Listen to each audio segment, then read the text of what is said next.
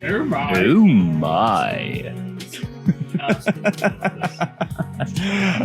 Welcome, everyone. Welcome to D-Twitch. And welcome to possibly the finale of Dream Daddy. I am excited to go back in here for all the dads. Tip 85, be generous and kind to everyone. That is a good tip. Now let me just be sure that the... So, remind me. After you do the second date, are you automatically locked into the third, or are we able to do more than one second date? You can do more than one second date.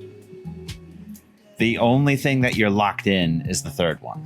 Once you do that, then off to the races to an ending. And so maybe what we do is we do the second date for the one that we want to do the third date for, and then judging. We've done that. We've already done a second date. That's right. We did the second date with Hugo, and things got real wrestling. That's right. Oh yeah. And cheese boards. So, do we want to do another second date or just dive right into the third with Hugo?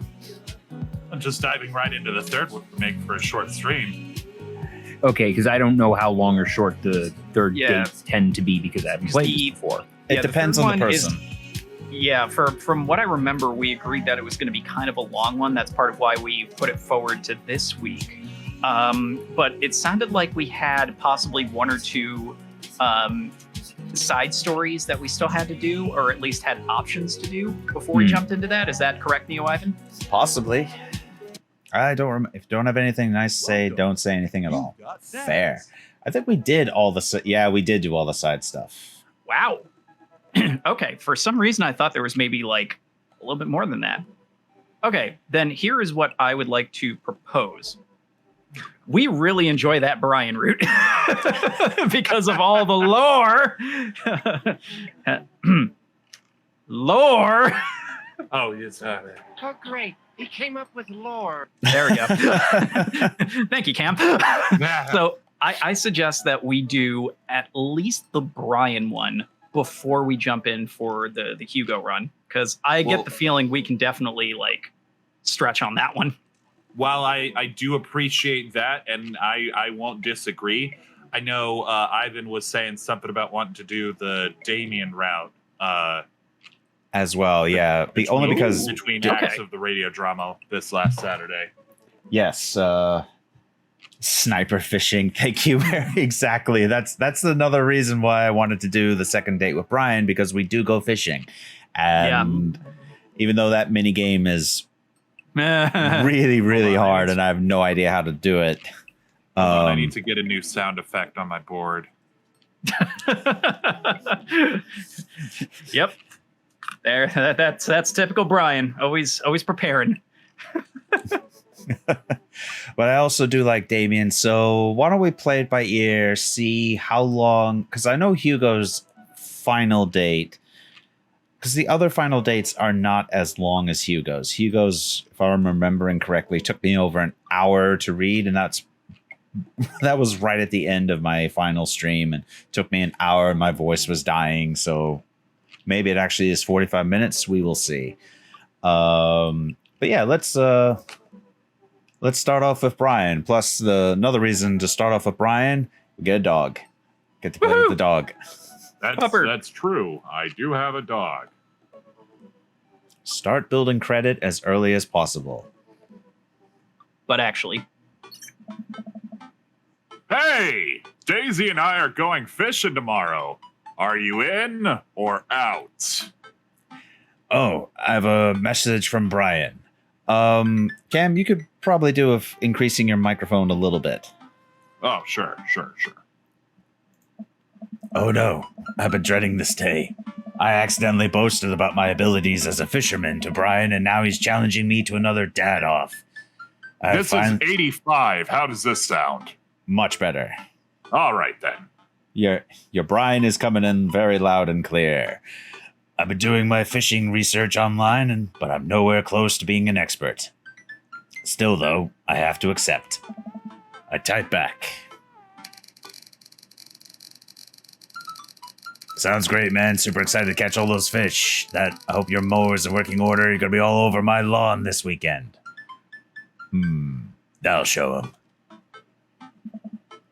You know what? I'll admit when I'm beat. You do have me beat at speed typing. Nice. I finally win. Take that. Yeah, that. Mary in the chat, gonna get some cod. Yep. Brian responds back, letting me know that tomorrow he'll pick us up at an hour I had previously forgotten existed. But man, that's gonna be a rough start. Amanda comes into the room from the kitchen, eating a cheese stick by biting it off piece by piece like some kind of monster. And you know, I didn't raise you like that. What? It's called string cheese, not chompy cheese for a reason, Amanda. Ugh. Did you just call me to criticize my controversial string cheese eating technique or what?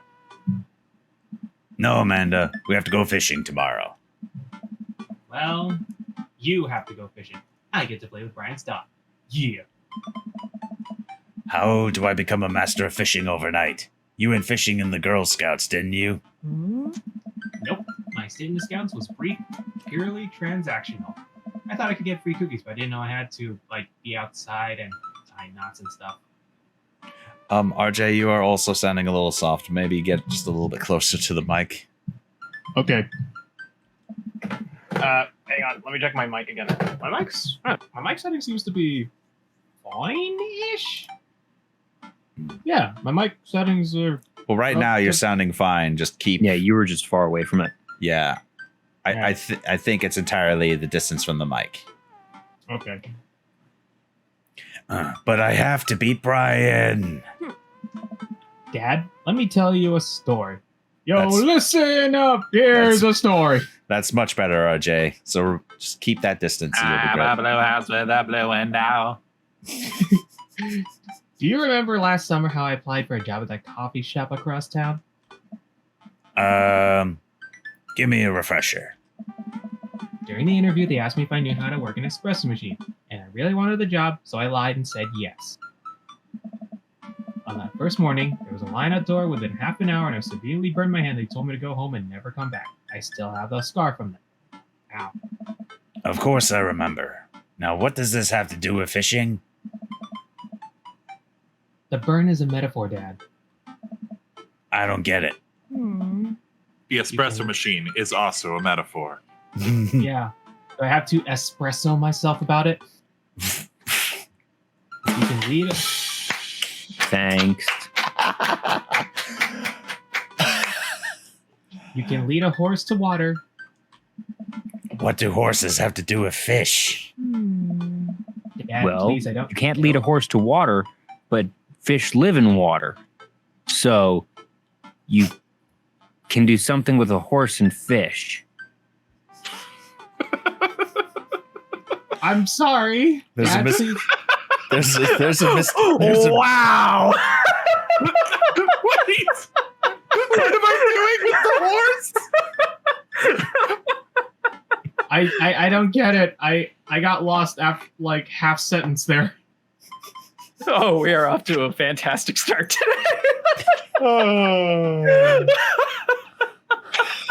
There's a Mr. Ed joke in there somewhere. Wilbur! I'm drowning, you bastard. Can we continue? I say nay. Let's go. Did you say the line, RJ? I'm sorry. No, I didn't. I did not yet. Because we were so busy of horses and water for some reason. Anyways. Dad, please, I don't get your obsession with competing against Brian. You wouldn't understand. It's a dad thing. Please try explaining it to me then. Okay. Brian is he just thinks he's so much better than me, and he purposefully reminds me of that whenever he can. It's like he has to one up me. I have to beat him in his own game. Is that what you think is happening here? Mary in the chat, friends don't let friend ford the river.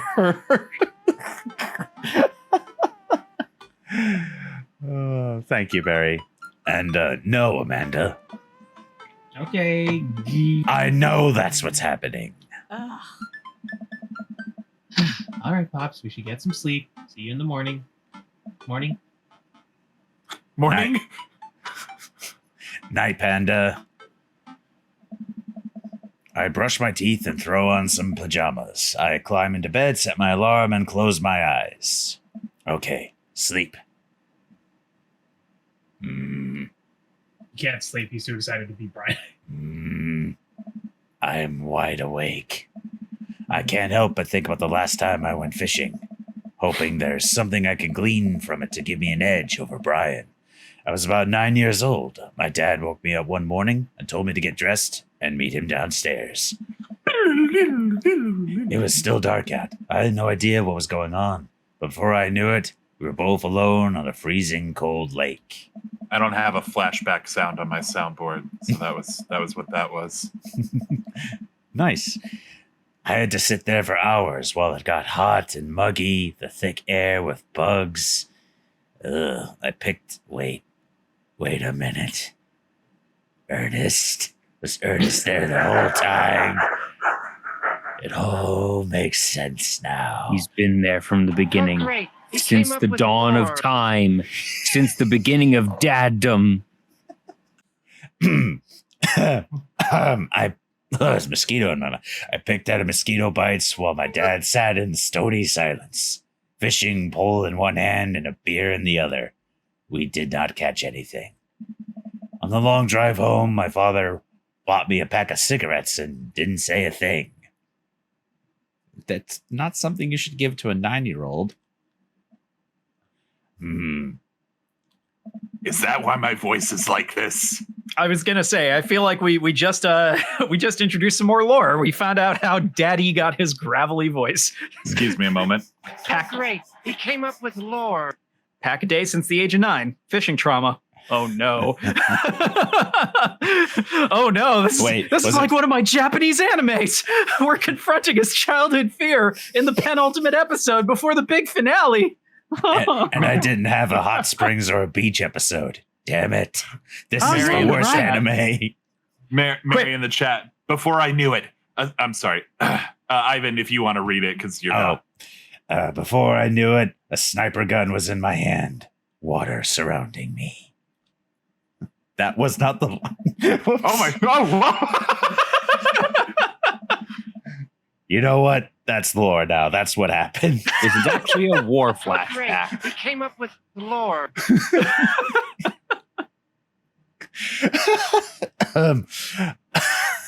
I'm sitting on a boat in the middle of a body of water. Sniper bolt gun in my hand. I can't see any land, but I know it's a lake. The water is still placid and still. I can read. I'm holding a fishing pole. I don't understand why, but it feels like my life depends on catching fish right now. I cast my lure into the water and wait. And wait. And wait. My whole being is filled with hopelessness as I watch the line disappear into the depths below. I'm not sure who this is. You used the wrong lure. I look up and see my father, just as he looked that one cold morning, disapprovingly. I'm panicking now. I pull the lure up and try to grab a different one, but all the lures in my tackle box are the exact same. I look up to my father for guidance, but he's gone. I try casting again, but I can't hold my footing. My boat tips over and I fall into the water, sinking further and further. I see the multitudes of fish that had been lying just below the surface, all swimming around me as if to taunt me. One fish swims up to me. He has Brian's beautiful eyes. You gotta use a natural buoyancy lure if you're trying to catch trout, buddy. I jolt awake to the sound of my alarm. Oh, God. It's Brian fishing. lowers down from his window. It's fishing day. That would explain the weird dream.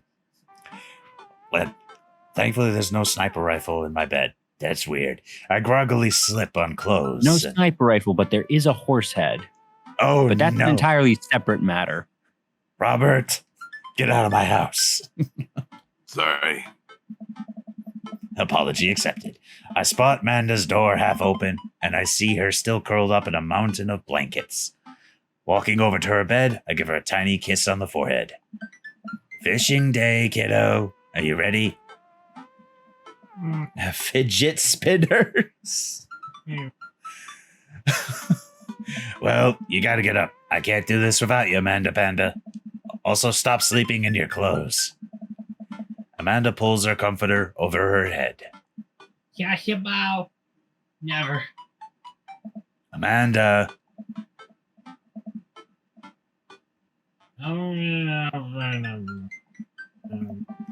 All right, Brian should be here in about 20, so you better not just go back to sleep. Mary in the chat, according to my grandfather, all you need is good spinner. Oh, that makes sense. Yeah, that's why I said fidget spinners. I jumped ahead. That's my bad. Amanda sticks her hand through the blanket to wave me away. I leave her room and make myself some delicious coffee and another cup with lots of cream and sugar for Amanda whenever she gets up. Amanda eventually wanders in and chugs her coffee while I do word jumbles. That's the bell. Must be Brian. Dong. Still rubbing our eyes, we walk outside to see Brian. He's decked out in fishing gear. Daisy's falling asleep next to him. Early bird gets the worm, buddy. You ready to fish? I was born ready. Came Wow. out the womb with a fishing rod in my hand. Wasn't a sniper, though. Yeah, they don't give that to children right from the get-go. Got to work their way up to it. My Yeah, you eyes... got to be at least 8. It's Call of Duty rules. You got to be 8 years old to have a sniper rifle, and then at age 9, you start using words you probably should not be using on the internet and team chat. Well, as I pointed out in the chat, on the Twitch chat, COD is a type of fish, but it is also the abbreviation for Call of Duty. Call of Duty has guns like sniper rifles, sniper fishing rod. Coincidence? I think not. Thank you for reading that out, because I saw that in the live chat, and I'm like, oh, missed opportunity. We got to work that in somehow. Thank you for that, Cam. Well, thank you for bringing up COD. My eyes narrow in on Brian, like Batman. It's a good day to die. What? Kapla! I mean, hop in, guys. Let's get You this said that fishing last party part started. out loud. Yes. I walk over to the driver's side door and open it. Woof. Who's Maxwell? Who Woof. plays Maxwell? Woof. Brian's dog immediately hops into the driver's seat, wagging his tail furiously. This is another nightmare. Brian's dog has your voice. Honestly, who wants the voice? No one was doing it, so I was just woof. Can I see your license, sir? Everyone else is muted.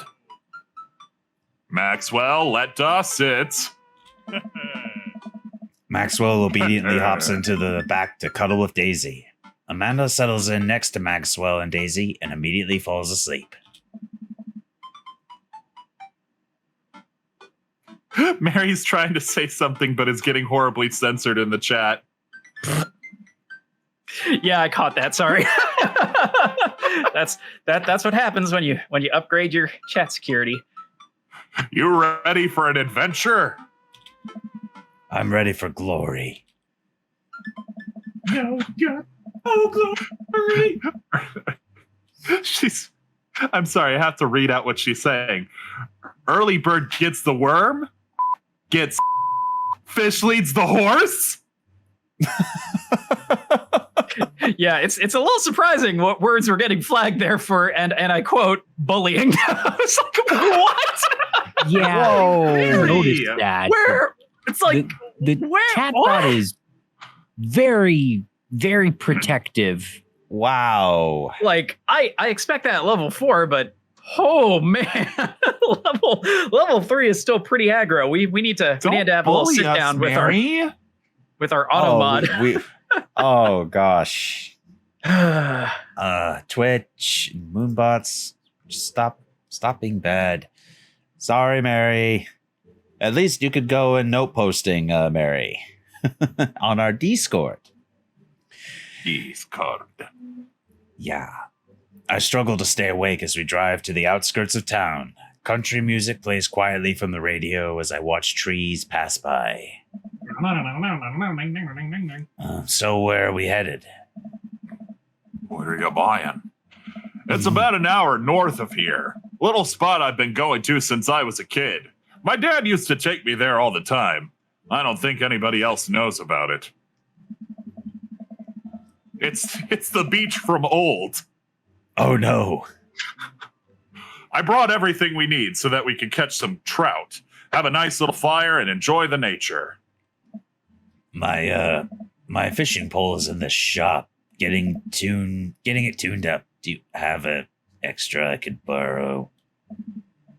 But of course, it's probably not as nice as it sounds like yours is, though. Of course, you won't get the special fishing rod. Damn, I mean, right. I'm digging a hole here. I stare out at the forest lining the highway. The sun is just barely over the horizon, scattering dusky pink light through the trees. For a split second, I spot a deer grazing on the side of the road before it leaps back into the brush. After a nice, quiet drive, Brian eventually tells me to pull off the highway and onto the dirt road. The car bumps along until we reach a clearing that opens up to a magnificent lake. Well, here we are. This is where Daddy dies. Whoa. This Brian. is the story. Well, we said it was the last story stream of tonight. how I died. Yeah, basically. Look, I'm just saying with the way we set this up. Now just stare out onto the lake there, Daw, and think about fire. Ooh, wait a minute. Damn it. Well, and that's the end of the stream. Thanks for coming, everybody. This has been a magnificent playthrough of Dream Daddy. Just I was- think about bunnies, Lenny. Yeah, I was like, are we doing a Mice and Men reference here? Think Yeah. about think about Hey, Da. Think about the bunny. Oh, Just think about the Ghost Ice Road truckers. Yep. Sorry. God, he's still alive. Sorry, folks. I couldn't resist when Mario said time to wrap it up. For my for my co-host, I actually put on the outro for the stream. No, I saw that. That's why I started laughing. For the love of well played. Well played. Yeah. Anyway, back to the actual story. Yep. I step out of the car and help Brian unload our gear as Maxwell runs around us, barking. The kids wake up and wander to the shore, where Daisy tries to teach Amanda how to skip a rock. Brian and I carry the tackle boxes and cooler down to the edge of the lake, where he has a canoe waiting. That was my phone, letting me know other streamers are on. But I should make sure mine's quiet. yes.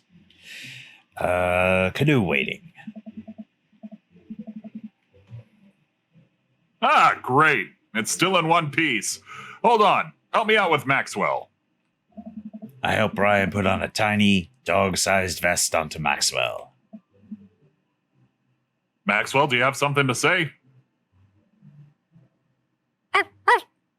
Woof, woof. That first one was really good. All right, your turn. Brian hands me a lime green life vest. I like the first one. Part of me thinks this is the right one. I can't remember. Well, we aren't actually trying to court him, so we can just do whatever the heck we want. What's Right. what's the most I'm not actually into you, but I'm super competitive answer we can put here? I can swim, I can thanks. swim, thanks. All right, here we go. I Oof. know how to swim, Brian. And here I thought we'd be allies. Suit yourself. Brian turns to Amanda and Daisy, who are still skipping rocks. Amanda's face. Yep. You kids want to fish? I'm good with just throwing rocks in the water. Amanda hurls a rock into the pond with gusto. Yeet! Take that, water. I mean, she is an arsonist. She wouldn't be too fond of water. And here I was thinking, well, arson's not as much of an option when you're surrounded by water. So try to hurt the water, or maybe actually this is the ideal place for arson because we're in the middle of a forest. Water everywhere. Oh no. Oh no.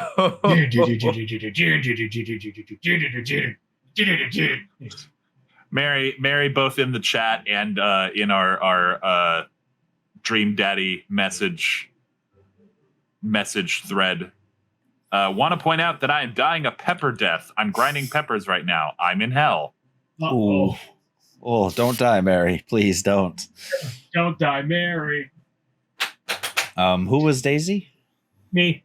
Amanda, you're supposed to be skipping them. Is that what? Wait, what? Is that what we're doing? Go.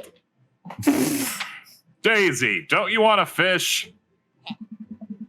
I think catching fish is kind of... I don't know. I think catching fish is kind of inhumane. We're gonna go explore the woods and look at bugs and stuff. Hopefully we don't see a certain bug, but okay. All right, be safe. Don't go too far.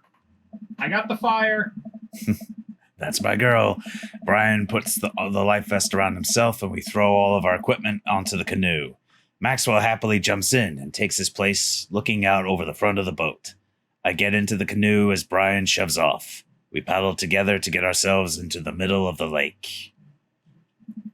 Hashtag responsible parenting. Most freshwater fish usually feed at dusk and dawn, which is why I had to get you up so early. Yeah, I know. That's pretty common fisherman knowledge, after all. Fisherman knowledge that I am knowledgeable about. Still a gambling man? You know it.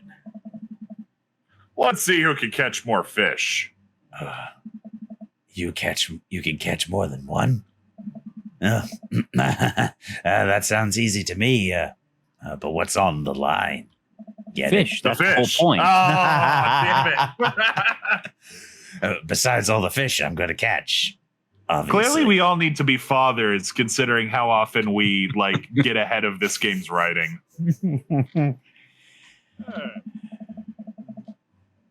I was thinking something a little more high stakes than mowing the lawn. I'm talking Kobe beef. Custody of our children. More than that. Let's say, if I win, I get your weed. And your weed whacker. The Whackmaster 2000? That's a limited edition. That sounds dirty. Yep. But if you win, you get my pull saw. The Reach and Cut 3000. That's a whole 1,000 more. The cordless version? That's the one. Shit. The Reach and Cut is 3000 is state of the art. My weed whacker is a prized possession, but there are those hard to reach branches at the back of the yard that have been begging for a prune. You're on. We shake on it. I suddenly remember that I don't know how to fish. My foolishness. Dad is a fool and deserves to lose this bet. Oh, he's going to, because this fishing game is hard. My foolish fatherly pride will one day be my undoing. I watch as Brian ties a lure. What was that? Butt dial. It was a misclick. Mary accidentally just tried to start a call in the Daddy chat for those who are watching. So we all just got a ring on Discord and we're like, huh? Oh, I didn't even hear that. Because you probably have streamer mode on. I do. So that means the audience didn't hear it either. Hooray! I'll let her know. I watch as Brian ties a lure and does some stuff I can't quite follow with his fishing pole, and he casts it into the lake. I hope it's the lure and he didn't throw my fishing rod into the lake. Oh boy, now I have to do that. I stare down at the tackle box and at the pole in my hand. Insult the fish. Hey, fish, get onto my line, you piece of trash. You know what? I'm gonna intentionally use my one. You fish. I think I'm just gonna put bait You know what? on the hook. I too am gonna use the one. Yeah, that fish in particular. I don't like how it's giving me the side eye with both of its eyes. I think it's a flounder.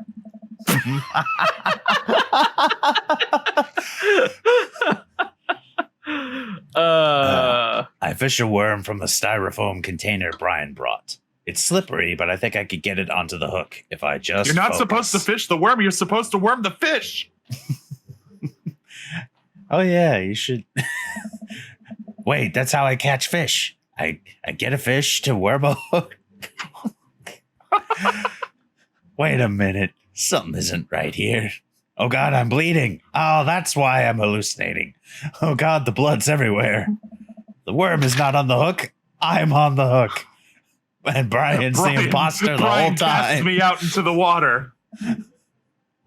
Oh, that's one way to play hooky. Need some help? No, I meant to do that. The blood attracts the fish. What are we fishing for sharks? I mean, Please don't if you fish for catch a sharks. shark in a lake, Piranhas. I'd be honestly impressed. All That of would us I actually feel be like very that's a real impressive. power move right there. That Oh would yeah, be. that's super powerful. No, even better is if you're not just going to catch the shark, but you punch it. You punch it and catch it. Do you Done. guys know? Do you guys know what noodling is? Oh gee. I'm scared to ask, but no. It's a way to catch catfish that people do, like down south, where you shunt your arm into the mouth of the catfish. Oh. Part of me You isn't. get 'em. Part of me is not surprised. Their mouths are really big and just wink. You just get in there. You just punch it. I can see how that would cause the fish to no longer be able to escape and likely stop moving. Mm-hmm. It's Uh, effective. They could smell it up to a mile away. At a certain point, the catfish is just like, you know what? Respect. I think that's sharks. He's right. No, it's definitely fish. I mean, you are also right. Sharks are not, they are fish. Squares are rectangles. Now what? Okay, perform the fish mating call. What is it? Swish, swish, bubble, bubble? Mary in the chat, fun fact, the spines of catfish hurt. I bet. You know, I'm guessing it's not perform the fish mating call because he's going to be the type to be like, you need to be totally silent. So probably tie a knot Yeah, I'm gonna or go with meditate. tying a knot. Tying a knot. I say, what are you doing? I will Basil say, from our radio drama. Nice No, to just see you. like a night. I will say, for Mary's sake, I hope she's listening. I do have a fish themed sound effect on my soundboard, just out of coincidence. Do y'all want to hear it? Go for it. Do it.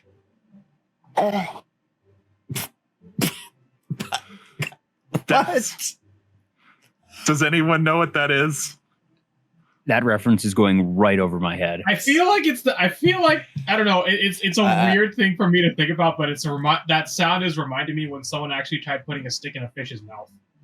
Kind of. It is somebody in a kitchen. I don't know what the full context of the video is, but it's like at a kitchen, they're feeding carrots to a live puffer fish that What? will then. That is it is the prep, Okay, then.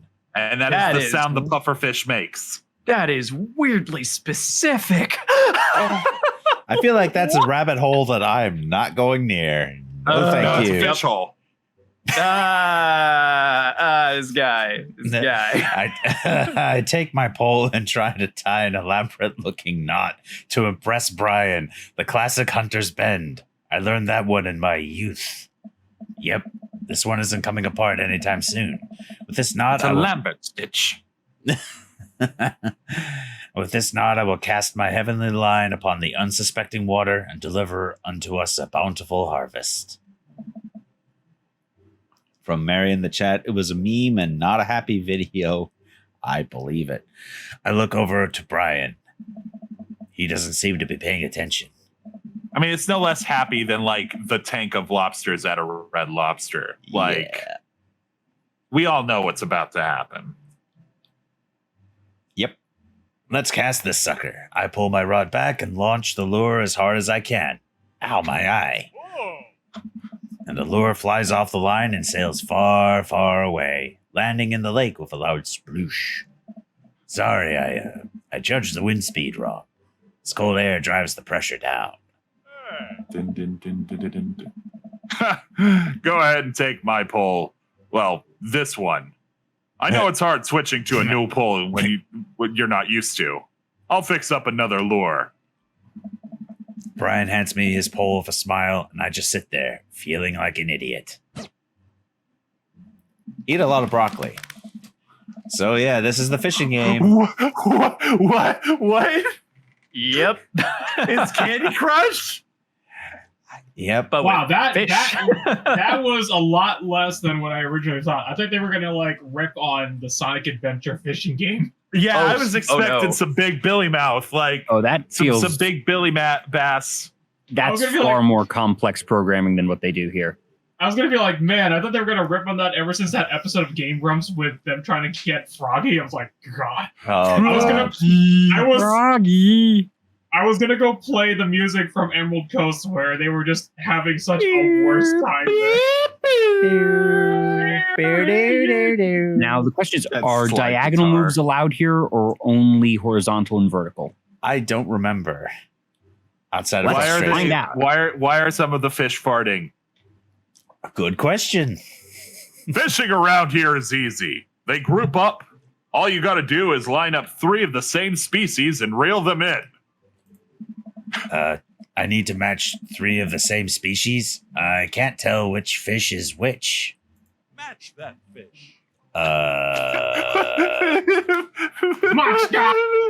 That's the That's the walleye. They typically feed at dusk or dawn or during rough weather and have better The eyesight than timer is most still fish. going. I get. Oh, all right.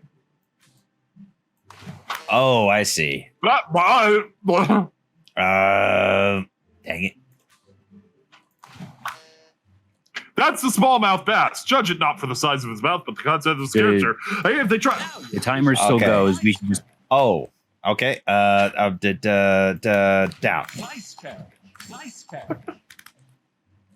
pass on the bottom middle.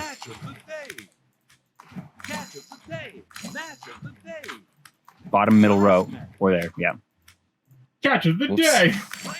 Oh, didn't even see that. Oh, dang it.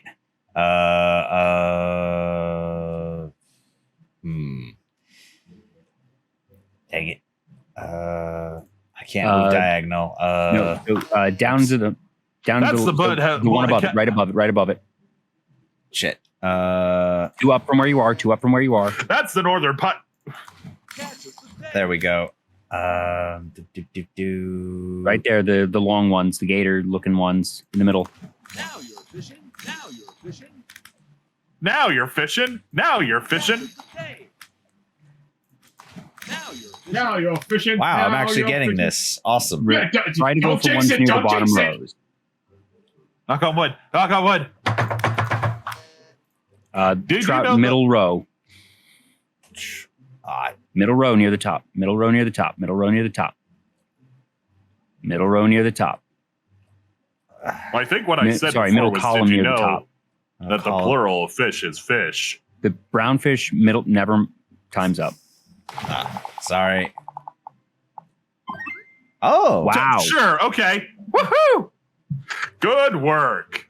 Now let me show you how it's done. What the? I'd say like shooting fish in a barrel, but fish with a large barrel. I What? shoot fish anywhere.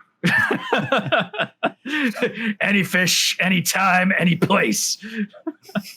Except the one The one that got away. Because you didn't take the shot.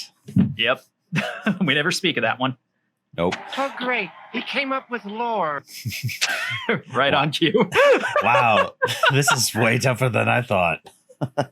I look over to Brian, who's smiling and obviously enjoying his time out here on the lake.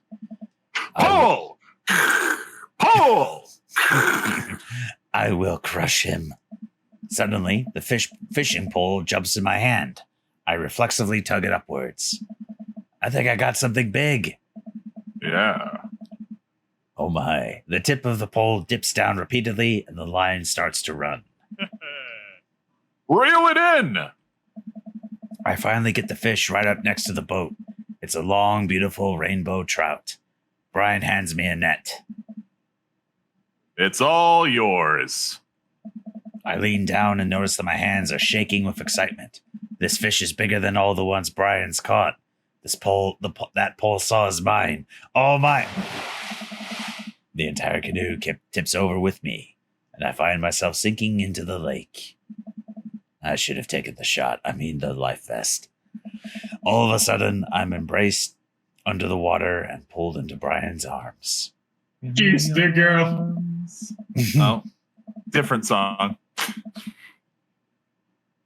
I'm finally dragged upward, sputtering water. All of our gear floats on the surface. Maxwell doggy paddles around us in circles, having a great time. You all right? Does that count as one? Well, seeing as all of our fish are now swimming safely back in the lake, I guess so. He laughs. Ha ha! You know, I guess we'll have to break out the trombones because you caught one real big fish. Wow. You know, that joke was a bit of a sellout. I'll allow it. Someone else. Shoot, no one else can remember any of Real Big Fish's songs. I mean, there's the only other song I do know, but that would also mean you including an F-bomb. That's the only Let's song get I know. you to shore. Yeah, I had nothing. More Brian like, and- sure. Brian and I flip the canoe back over and fill it with our now-soaking wet gear.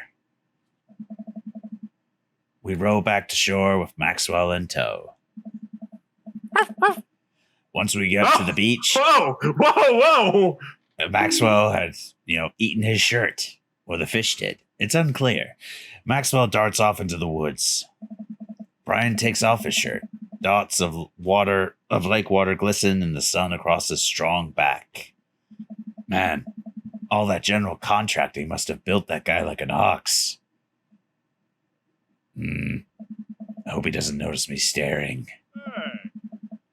I'm gonna get a fire going so we can dry off. Wanna hand me yours? Yeah, okay. I reluctantly take off my own shirt and toss it to Brian. I suddenly wish I had done more sit-ups in my life. Mood. Or any sit-ups at all. Also mood. Really. Another thing you've bested me in. Stupid, sexy Brian. At least he's I wearing appreciate pants. that was actually in the writing. Oh, yeah. Yeah. I mean, one of us would have said it. Yep. Hell, I would have. You might as well have fried that shirt up. Seems like it's the only lunch we'll have. The day's young. We can fish from the shore. Once Brian gets the fire going, I sit and try to dry off my pants. Brian sets a couple lures out by the water's edge. We're probably gonna have to put the kibosh on the competition for now. Until another day. My stomach growls. You hungry? Oh, I'm fine. Brian reaches into his cargo shorts and pulls out a few granola bars.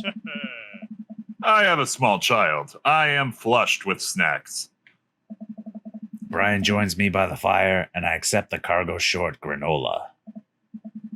And now we're back to waiting. Where did the girls get off to? Shouldn't they be back by now? I wouldn't worry about it too much. They're a couple of smart kids. That's what I'm worried about. They're too smart. They've probably established a small rural government by this point and installed themselves as leaders. Do you smell smoke? Hold on a minute. Amanda! Not in the woods, darling. I take a look around at the sun cresting the tree line, casting the entire lake in a warm, golden glow. No smoke that I can see, thankfully. The forest seems to be coming alive now. Birds chirp in the distance. Wow, nature is beautiful. A mosquito bites me. I slap my neck and curse.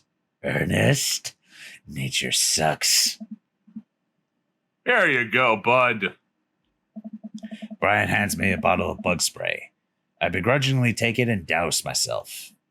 Ugh, I've always hated how this stuff smells. It's a Chekhov's gun. It's a Chekhov's gun.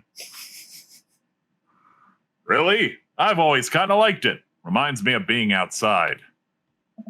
Maybe you and I have different sentiments on the outdoors. Maxwell comes bounding up to me, a huge stick in his mouth. He drops it at my feet and looks at me expectantly.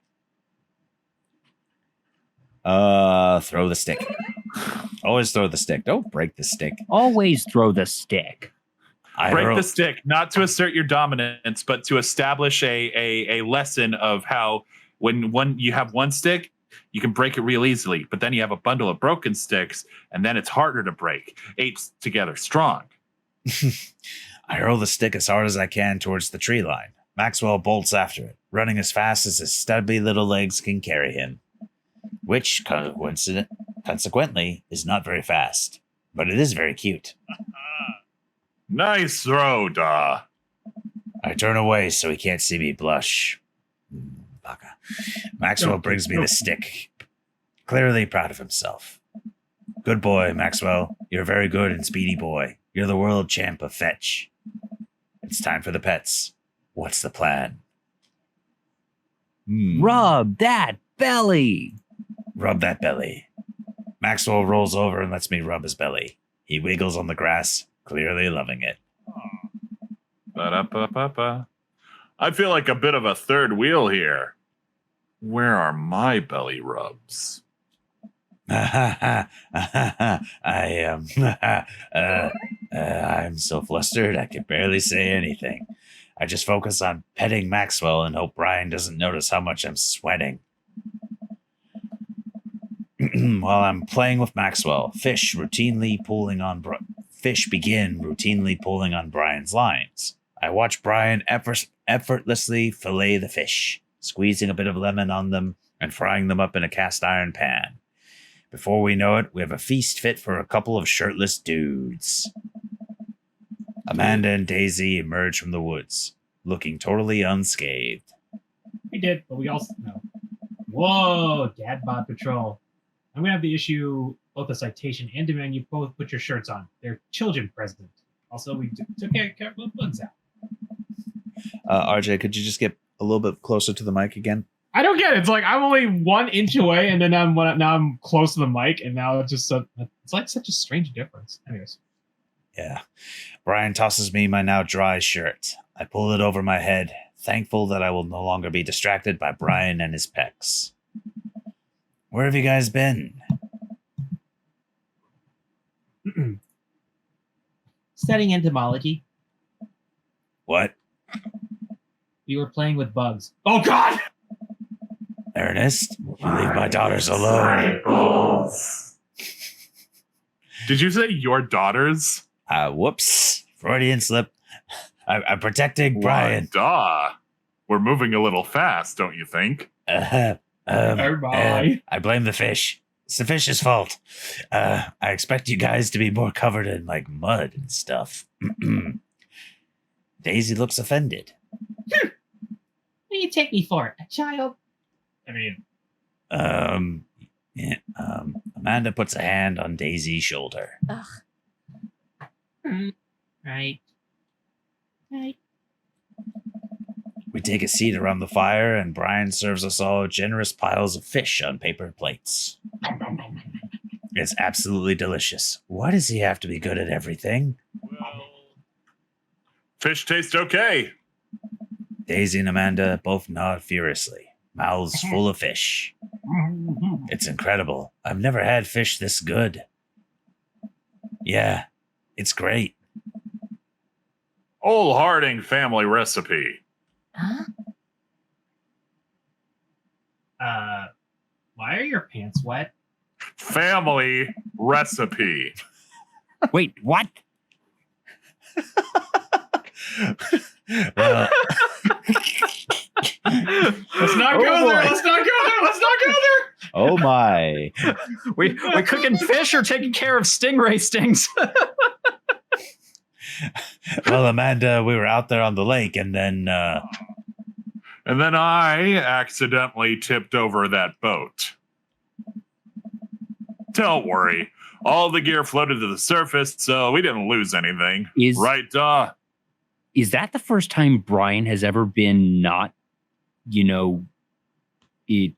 trying to make himself look good? I don't think Brian ever is trying to make himself look good. yeah. I think our perception of things is muddled. But yeah, no, he is doing us a solid. Yeah, that's exactly what happened. I can't believe he just covered for me. Gosh, he even out humbles me. He's trying to beat me at everything, including my world famous sense of humility.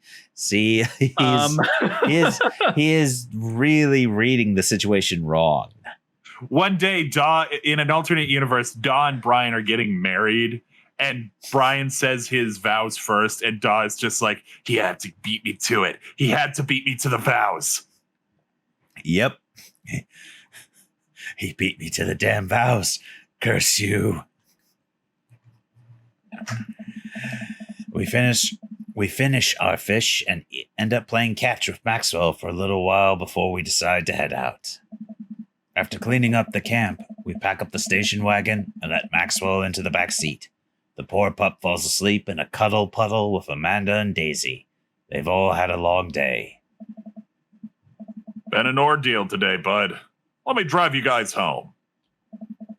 I want to prove that I'm the most awake dad on the block, but yeah, I'm beat. Fine. As we drive away, I take one last look at the lake disappearing behind us and smile. I rest my head against the window, and the low rumble of the dirt road lulls me to sleep very peacefully. As is this music. It's jamming. Hey, sleepyhead. I open my eyes and realize that I had dozed off in the car. I self-consciously wipe a bit of drool off of my chin. Oh, hey, I was resting my eyes. Just in case we suddenly have to jump into any sort of conflict, I'm so super awake for it. And ready to fight. With my strong arms. It's all good. You earned some rest, buddy. Thanks for coming out with us today. I had a lot of fun with you. Thanks for inviting us. I also had fun, actually. Glad to hear it. Take it easy, yeah? You too. Take it the easiest. he just can't seem to ever give Brian a break. As he chuckles to himself as he unloads the car. Amanda and I get inside and immediately collapse onto the couch. Long day. Yep. I was so close to that pole saw. Pole saw? Yeah, Brian and I were competing to see who could catch the most fish, and Stop. Why do you care so much? Amanda Panda, just look at that guy. He's obviously got my number, and he's rubbing it in my face. Dad, I love you. But you're kind of dumb sometimes. Dumb, or clearly the superior dad. No, he's dumb. You know what? You know what? I don't have the energy required to properly unpack your weird fixation on asserting your masculinity. Bet. Shutting down. Night. Wait, what? Whoa! Where'd she go? Amanda slid off the couch, through the floor, and then, to her room. I am tired, slug. Amanda, that floor is disgusting. Don't care. Well, good night, honey. Night, Pops. It's Better to only be early. than late. Du-du-du-du-du. Proud parent, flip up sunglasses, competition, beard, bass, fishing. What an amazing date. I love that I got so little dad points, but I still got an S rank. Hell yeah. You're never too busy or important to be kind to others. Facts. So true. It's a beautiful night, and the air smells so fresh, so I decide to take the long way home. I casually stroll through the neighborhood, taking in the sights and sounds of the suburban city, the low crime rate, and wide, walkable sidewalks at night. I get that this is like a time skip, but you were already home. I know. And now I'm walking home again. It's so weird. I black out, and then suddenly I'm out on the street. As I approach the bar, I can hear patrons inside cheering. Oh, I bet the game is on. I wonder if my team is playing tonight. A drop of water hits my head. And now it's a lot of water. It's raining. Maybe I should wait this out inside the bar. I order a beer from the bar and settle in. It turns out that my team is not playing tonight, but I can certainly enjoy the game regardless. The bar is unusually crowded, and the feeling of camaraderie over a shared love for the game makes me smile. Sports are nice. Oh, I think I know what this is. I look over into the corner and spot none other than Mary sitting alone. Do we want In to the corner. see if Mary is able to hop in, or should I just take Oh, it? she is still at work. So tonight, the part of still Mary, in Pepper Hell. Or She's- Spice Hell, or whichever it was. well, it was Pepper specifically, but Spice Hell is also Oh is also boy, true. more autos. So tonight, the part of Mary will be played by. Me. Since I don't think any of my other characters are actually going to be probably appearing tonight anyways. Something about her seems different this time. Now that she's by herself and not hanging out with some younger guy, she looks so sad. She looks up and half-heartedly raises her glass to me before staring off into the middle distance. Wow, that would be rude if we just kept watching the game. Yeah, let's say hi. I decide to go say hello. I walk over to her booth, and she doesn't look up. This seat taken? She still doesn't look up. I take the seat anyway, and she finally notices me. Hey, cowboy. Are you alright? Never better. She hiccups. I guess she's gone a little too far this time. Tears start welling up in her eyes. Oh, Will you walk a gal home? yeah. I slide out of the booth. Seems like Mary's having some trouble getting up. I reach out with a hand to help her, but she waves me away. Hey. I got it.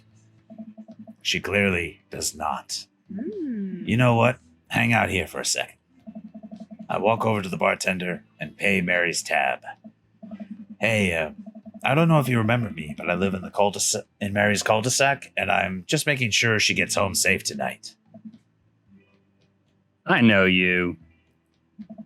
Yeah, it's nothing weird. Just She usually has one of the bar staff take her home, but I trust you. she doesn't go home with. I don't really know. I don't really want to say it. One of the guys she meets. Nah, Nah? Inner thing. Huh. I head back to the booth. Mary stumbles out of the seat and directly on into my arms. Whoa there.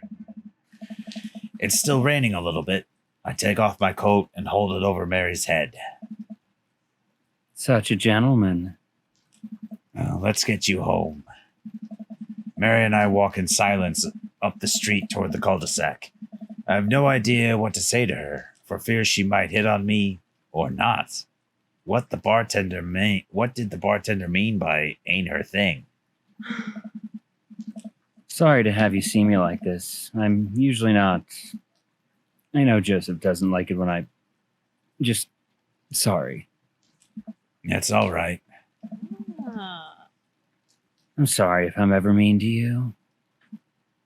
It's all right. No, it's not. I know it's not. I'm having a really.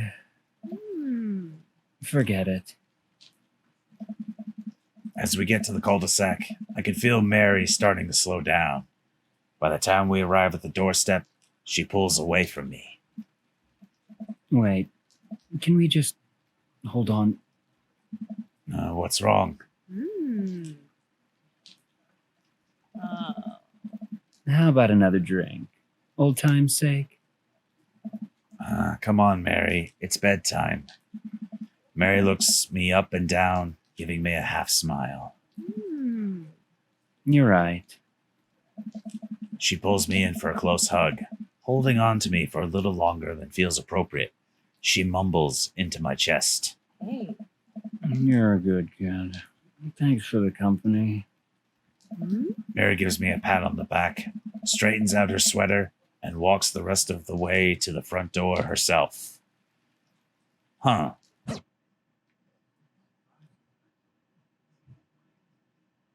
Welcome. You've got dads. Wait a Interesting. second. That feels like a really awkward note to end on. Because if we just do the third date now, I'm guessing we're not going to see the resolution to this. No, I think there are two Perhaps. versions of that. I think because if I remember correctly, if you go on the second date with Joseph before that event happens, she'll actually tell you that you're not his type, and showing that Mary knows. Oh, I was gonna say perhaps some things are best left unsaid type of thing, but okay.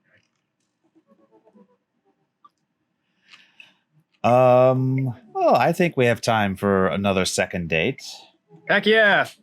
Damien. Let's do it. Hey guys, did I miss anything? Nope, nothing at all. Laserdisc is clearly the superior Laserdisc format. I had a lot of fun hanging out with Damien the other day. I wonder what he's up to. I open up Dad Book and start writing him a message when Amanda walks in the door. Open the door, get on the floor. Dad, you got a letter. Oh, is it from Grandma? No. Well, it's I from appreciate everybody walk the dinosaur. You didn't do the appropriate "You Just Got a Letter" song. Dang Yeah, it! I was thinking, you just got a letter. No. got- Because when he said open the door, it just came into my mind. I didn't know she was going to say you just got a letter. I just ran with it. Here's the mail, Oh, it never I- fails. It makes me want to Yeah, wag my tail. I honestly thought you were making... The one that I was singing was also Blue's Clues, but it's after mailbox enters and they pull the letter out. So we were still on the same page. I was on a completely different game involving opening a door. Oh, we weren't on a game. We were on a children's Blue's TV Clues is show. not a game. Never mind. Did you say this line, RJ? I forgot. Yeah, I did. Cool. Whoa. Can I see it? Here. Amanda hands me a piece of old parchment, folded into an envelope and sealed with purple wax. Damn, the dude goes all out. I pry off the seal and unfold the letter. In the most beautiful calligraphy, the letter reads, Dearest Da. Sorry, this text is a bit smaller than usual. I hope you'll find my continued correspondence endearing rather than trying. One can only hope that my use of a slower, more traditional form of communication will showcase my sincere and earnest, no, not that earnest, sentiment that I greatly enjoyed our time together. I write this hastily under the warm embrace of excitement, fearful that I may misstep and speak toward something unwelcome. For now, I hope that you might forgive my boldness. I will simply say that your company has greatly occupied my thoughts. While the afternoon may have been derailed by forces unseen, your companionship helped a great deal, not only in the discipline of my child, but in the morale of my spirit. And for that, I thank you. That said, Da, if you'll allow me, it would mean the world to me if I could enjoy more of your time. Perhaps a trip to the cinema followed by a moonlit stroll would be to your taste? I eagerly wait your response. With great respect, D. Bloodmarch. Damien sent that like 2 months ago. I get the feeling that he wouldn't bother going through the postal system and just hand deliver it the few doors down. I would like to hope You're so correct. as well. If he had actually stamped and mailed it, yes, it did actually go out 2 months ago. Amanda and I both look up from the letter.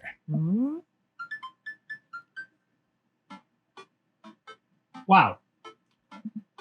He's good. Damn right I am. Did you hear that? Yes. Wait, no. Ernest? Sorry, I'm... Damien scampers away from the window. Oh. Well, that was weird. So anyways, you gonna catch a movie with him? Yeah, I better message him on Dad Book and let him know. Every dad is just waiting outside the window. I slapped the laptop. She does. You have to write him back a real letter. Only courtesy. But my handwriting looks like two toddlers fighting over a crayon. Yes. Baby fights. Dad, you have to. He wrote you a letter. That is so kakoi. What? Will you help me? I need to class this up. Father, I was made for this. Here's what you do. First, take a step on the right. Find tickets to a show that you two like, and then close them in the letter. Oh, that's classy. Haha. Amanda and I hop onto my laptop and peruse showtimes. He doesn't seem like a romantic comedy kind of guy. Oh, here's one. Vampire Crusade 2. I feel like he's actually going to hate that because he'll find it terribly inaccurate. Evil never dies. I don't know. That sounds kind of stupid. At least it isn't Twilight. Nope. No. It's actually a critically acclaimed exploration of the wait, what's that word? Ennui. Ennui? It's actually a critically acclaimed exploration of the ennui of existence. It really turns the vampire. Oh, never mind. He'll love it. On its head. Really? Ennui. Nah, it's just lots of blood and vampire titties. Never mind. He'll hate it.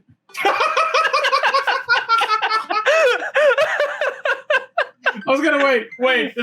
What's Perfect. I was gonna be like, wait, why does that remind me of a movie I saw back then? I don't remember what it was. Well, let's roll the dice. Hold on a sec. I've actually got some. Oh boy, actual dice. Sweet. I'm so happy. What was Okay, that? thank God it was the dice and not blood and vampire titties, because I would have had a lot of questions. I don't know why this was my first instinct, but I went for a D100 roll. You got a 29. So what does that mean on the wild magic table? I'm rolling my 20 side. Hold on. Let me find my book. Dang it! I rolled my 20. While he's looking that up, let's continue. Yeah, I purchased my tickets to the vampire movie and print them out. Then sit down at the table with Amanda, try drafting a nice letter. I swear I can read. I start writing. Damien. I hope yes. Hey. The first one. Yes. Tomorrow on this fine eve. Good one. Also, I rolled my 20-side dice. I got a 4. Oof. A Well- 29 on the wild magic table is you are swallowed up by the ground and spat back out in an unoccupied space of your choice within 60 feet of your original position. Neat. So I guess the last blockbuster is not an option to be spat out of. Okay, that's unfortunate. The third one. Yeah. I'm gonna read these out. I must confess my amateur control of the written word. Jeez, Dad, have some faith in yourself. Okay, we're trucking along.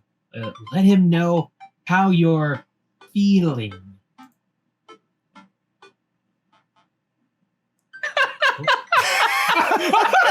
Wow, these were so full that I didn't even realize they were choices. I thought this was a paragraph that I even had to read. The first answer is correct, but I want to use the third. Say. You know what? Screw it. No. Let's use the third. No. I want this to be. Okay. We're actually Shoot not. that. Romance from Damien. The earnest shit was pretty messed up. No. Scratch. You find me in good spirits, for I felt very much the same after our last encounter. Daw can't stop writing Ernest's name. Ernest. He continues to write. The ink runs out in his pen. All work and no play makes Ernest a dead bug. Oh, cool. I got 17 now. Okay. Okay, RJ, your attack lands, and Ernest takes 8 RJ, points it's of your bludgeoning line, go. damage. RJ. I said nice. Sorry, we can't. I did not hear you. Yeah, we're gonna have to keep a relative pace here if we want to actually get in that third date. Yeah. Ask him out already. I mean, hang out. True art takes time, Amanda. Let me get at that. While a strange turn of events, I found myself enamored of the situation at hand. That sounds right. Bring it on, Pops. Let me take you out. I got 2 tickets. It would bring me great pleasure to escort you to the cinema. Why am I hesitating? Here's I think my. the second one looks just good. I think the third. I think the third as well. Yeah. Yeah, the That's second right. one's clumsy, and the first one is just blunt. Nice. See? Smooth. Calling it the cinema is a classy move. Damien already did that. Enclosed, you'll find 2 tickets to Vampire Crusade 2. Evil Never Dies, which I'm sure you'll find both titillating and enjoyable. Yeah. Wait, hard taps? Namaste. What? We'll carry on. Oh, they Best kept that wishes. going. I wish it were hard dabs. No, it, was, Right? it shouldn't have been the full name. It's the correct way as set by Damien. First initial, last name. Then I sign my name, full name. Fancier that way. I have the DaDEE. honor to be. Your obedient servant. D.D. There you go. Hey, Reaches Beast, welcome. How you doing? Also, Yeah. Is this okay? Amanda reads over my sloppy handwriting. I'm sorry, I'm just noticing in the chat there was a redemption of lore. Oh, great. He came up with lore. also, should I read this? No, because we already read it. Yeah, Okay, make sure. and that's enough time. You spelled his name wrong. Oof. What? Nah, just trying to keep you on your toes. Thank goodness. Don't do that. Don't do that to me. Now all you have to do is seal it and put it in his mailbox. Do you have a seal? Can I seal this with tape? That's not authentic enough. I have an idea. BRB. I don't know what that Watch it involve means. fire. Ah, it involves fire. I called it. Arson. Arson. Wait a minute. Amanda leaves the room and returns with a candle, a lighter, and small piece of wood. You gotta have a wax seal. By the No. way, is there any way you could send me that lore soundbite? Cam, I'll leave that to you. Mary's I'll be saying in it's touch, sealed Taylor. with a kiss. You got it. I agree. Mwah. You got. She lights the candle, which starts to burn down and form a pool of melted wax. What's the other thing? Amanda pours some of the wax onto the folded letter and expertly pushes the small piece of wood into it. She lets it dry for a second and pulls the wood away, revealing... Here it is. Your sigil. I know it's sigil, but yeah. Wow, we're getting into melted candle wax before the date. Right? Oh my. A little kitten with a bow on its head. Awesome. Scrapbooking stuff always comes in clutch. Yeah. Well, I guess all there is to do is to deliver this to his doorstep now, huh? Oh, I thought we were getting a carrier pigeon to do it. That's classy. I already called my guy.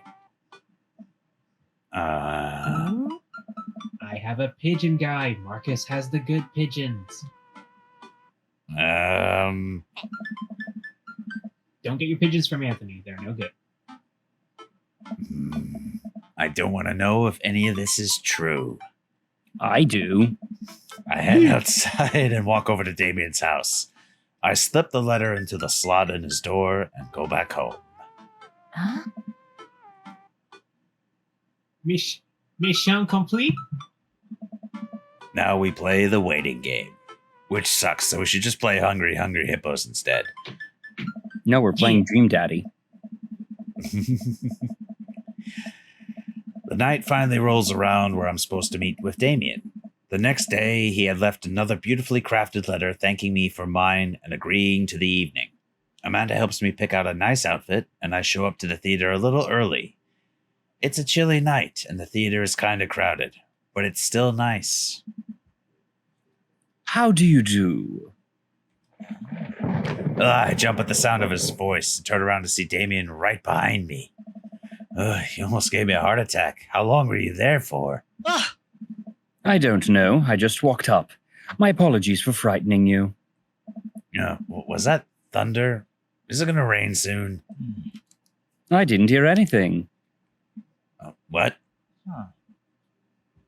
Oh my. What? Regardless, the hour grows close. Shall we take our seats in the cinema? I must thank you again for purchasing our tickets. Oh. Please, allow me to repay the deed in Sour Patch Kids, or perhaps Milk Duds. Let's do it. Milk Duds. We get in line to buy snacks. As we're waiting, I hear a familiar voice behind us. Oh boy, oh boy. I think this might be... It isn't. It's your son. Oh, darn it, that's right. My Mario, you've been dad's quiet here. tonight. Oh, well, yeah. I turn around to find Lucian standing a few feet between us with a gaggle of other goth kids. Lucian, how nice to see you. I didn't know you were coming to the theater. I'm glad to see you spending some quality time with your friends. Whatever, Dad. And what movie will you be attending tonight? My friends are making me see some kids' movie about talking animals. I really don't care about it. Yes, making him. Well, I do hope you enjoy your evening. We'll be watching Vampire Crusade 2, Evil Never Dies. What? You watching that? Yeah, I thought Damien would enjoy it. Good luck with that, Dad. Lucian rejoins his friends, and I look over to Damien. Good luck with what? It's nothing. My son loves to tease. We wait in line for a little longer, and Damien buys us snacks. He seems a little nervous. I wonder what's wrong. Damien and I take our seats and settle in for previews. Oh, he actually hates scary movies, doesn't he? We'll find out. Glancing at him, I can see that he's sweating profusely and gripping his armrest. Go with Is everything okay? Everything is perfectly fine. Huh. I'm so excited for this film. I'm a devoted patron of the arts, especially the scary arts. The scarier the art, the better. Do you have a favorite horror movie? Of course, I have a favorite horror movie. Mine is Halloween Town. Terrifying. Oh no, you're Damien's Brian. Oh no! Wow, good analogy. Yeah. Oh, that's interesting. Reaches Beast in the it's chat. all coming together. He lied as he breathed. Yep. That's odd. I don't seem to remember Halloween Town being that scary. I would have expected him to bring up some strange foreign horror film that I've never heard of. He's going to say that he actually prefers romantic comedies. We'll see. Damien's knuckles are turning white. It looks like he's about to rip the armrest off. Wait a minute. Damien, are you afraid of horror movies? Oh, good, we aren't entirely dense. You must be joking. I love horror movies. The lights dim for the film. Ah! You heard a scream. I apologize. I was thinking about something far scarier than this movie, which is not scary at all. We settle in as the film starts. I offer Damien some licorice and he takes one. I take note of how much his hands are shaking. The title flashes across the screen in bloody letters. Vampire Crusade 2, Evil Never Dies. A pale man with a long silver hair, glittering red eyes, and well-oiled abs sits up in a coffin. Mario, you've been quiet. Yo, awaken my coven. I wasn't expecting that angle, but okay. Oh no. Yeah, it's that kind of vampire movie. Well, then Damien will like it. From Mary in the chat. Okay, but have you ever seen Angry Benny the Cab Driver? Scared me as a kid. I don't remember that. A character from Halloween Town. Two more vampires slide the tops of their stone coffins onto the floor. Ka-thunk. Brother, is it time? Yes, husband, but also mortal enemy. It is time. The three look at each other and then to the camera. What fourth wall? For the Vampire Crusade. For the Vampire Crusade. This rules. Bruh. The trio of vampires flies off into the night as foreboding organ music plays in the distance. I somehow get lost in the movie. As dumb as it sounded, it's actually a pretty fun flick. We get to a tense moment of the movie where Romulus Trueblood sits at a truce meeting with the general of the human army, whose wife Romulus has fallen in love with. Romulus, it's good to finally meet you. General, I agree. It's good to finally blood you. Oh my. Romulus leaps out and slashes the general's throat. Blood splatters all over everything, including the camera. Damien screams again, reflexively grasping my hand. Oh, I meant to just hit the splatter one, but I hit the... Anyway. Sus. Can we get a sus in the chat, please? Bum, bum, ba-dum. I immediately blush, forgetting about any vampires or blood or vampiric blood. Oh, I'm terribly sorry. Damien retracts his hand and places it back in his lap.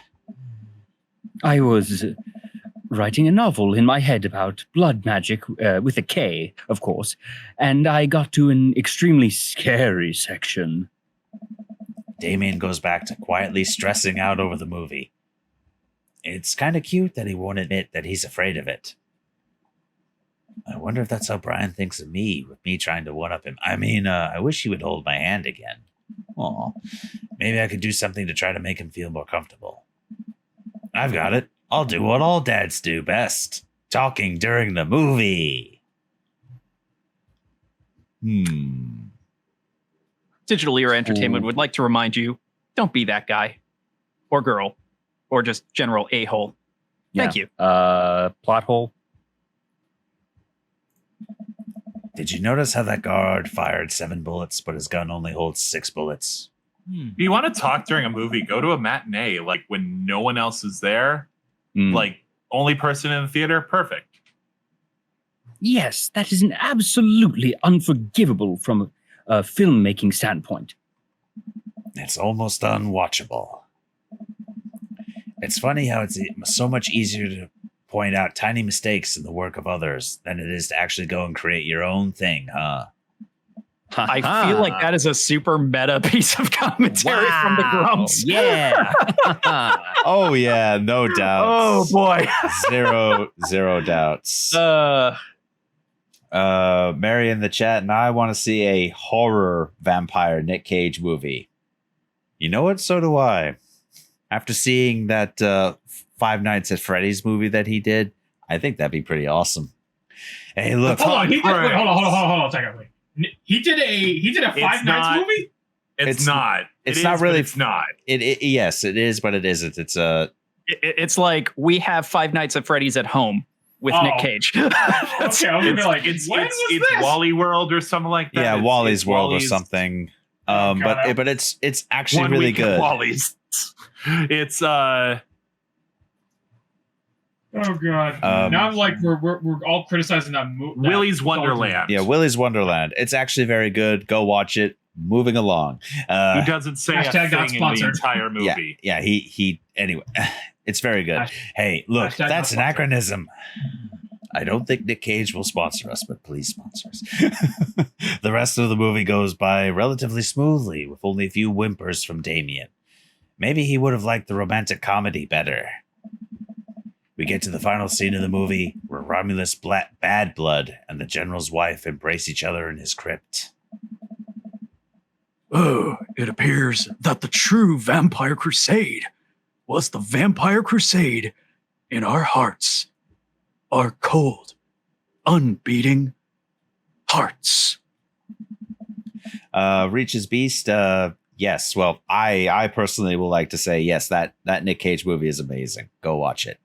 I don't speak for D. That is up to D Boss himself. I mean, it's Nick Cage. I'll allow it. Sure. We also assume that, he can actually afford to pay us for any sort of sponsorship. Remember the reason why he takes a lot of these projects. dude. No, I think the not reason he great with takes that. these projects is because he's just fine and can afford to do whatever the heck he wants now. Sure. Nick That's Cage just does whatever he wants. sure. He's Yeah, wild. sure. Yeah. Well, let's go with that for the sake of being optimistic. Anyway, please continue. Romulus and the General's wife begin making out hard. What? The film fades to black, my. and the end appears on the screen. But then it hard cuts to Demetrius and his rival lover Carmilla, who watch the two from afar. Oh no, a twist ending. Our bloodline has been pure for 1,000 years. Romulus has betrayed us by loving a human woman. It will only be a short time before the next Vampire Crusade. 3, evil must die again. Dun, dun, dun. Da, da, More da, da, More thunder, da, more ominous da. organs. The movie fades out again, and a bloody question mark now accompanies the end. Damien and I walk out of the movie theater amidst throngs of chattering moviegoers. He's a little more pale than I remember, but otherwise he survived. He even seems kind of invigorated. Oh, What an interesting film.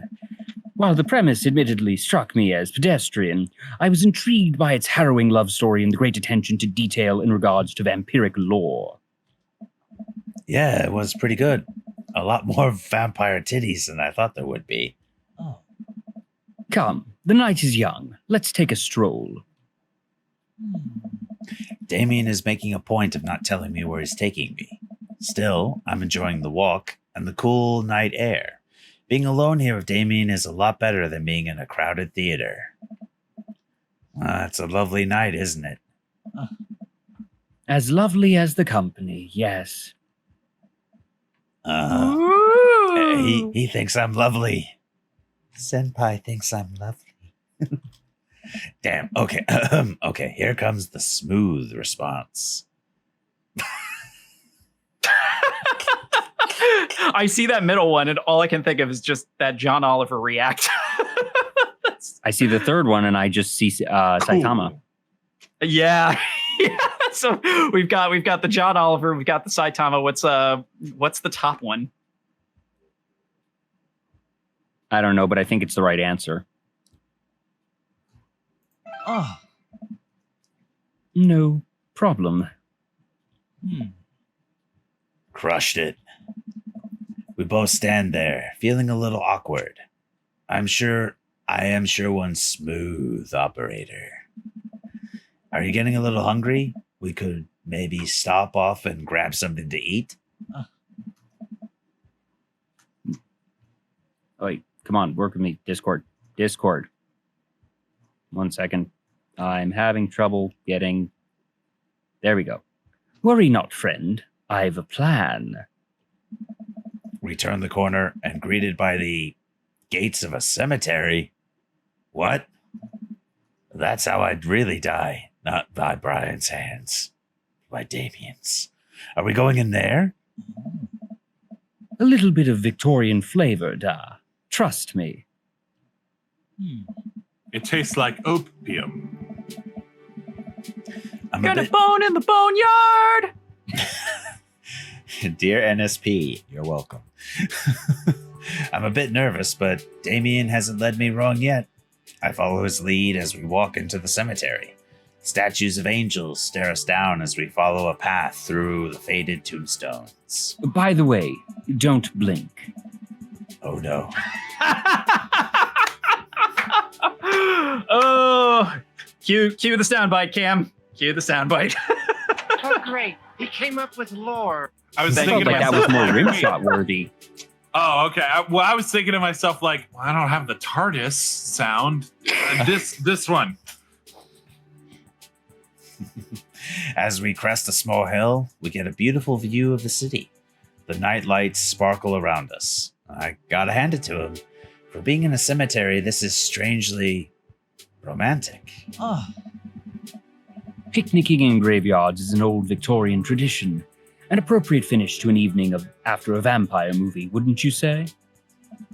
With a flourish, Damien produces a blanket and a picnic basket. Wait, where were you hiding that? It's a picnic basket. Ever That's since. the other part. Bears rarely frequent cemeteries. Under my cloak? I have a new job as a gravekeeper. Oh.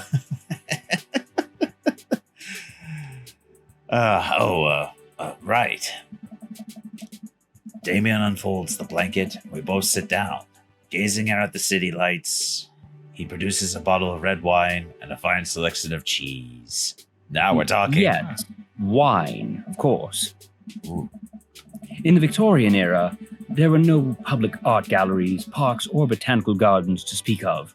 Once rural graveyards became a more popular alternative to church burials, they became the only place that people could see beautiful plant life and fine sculptures.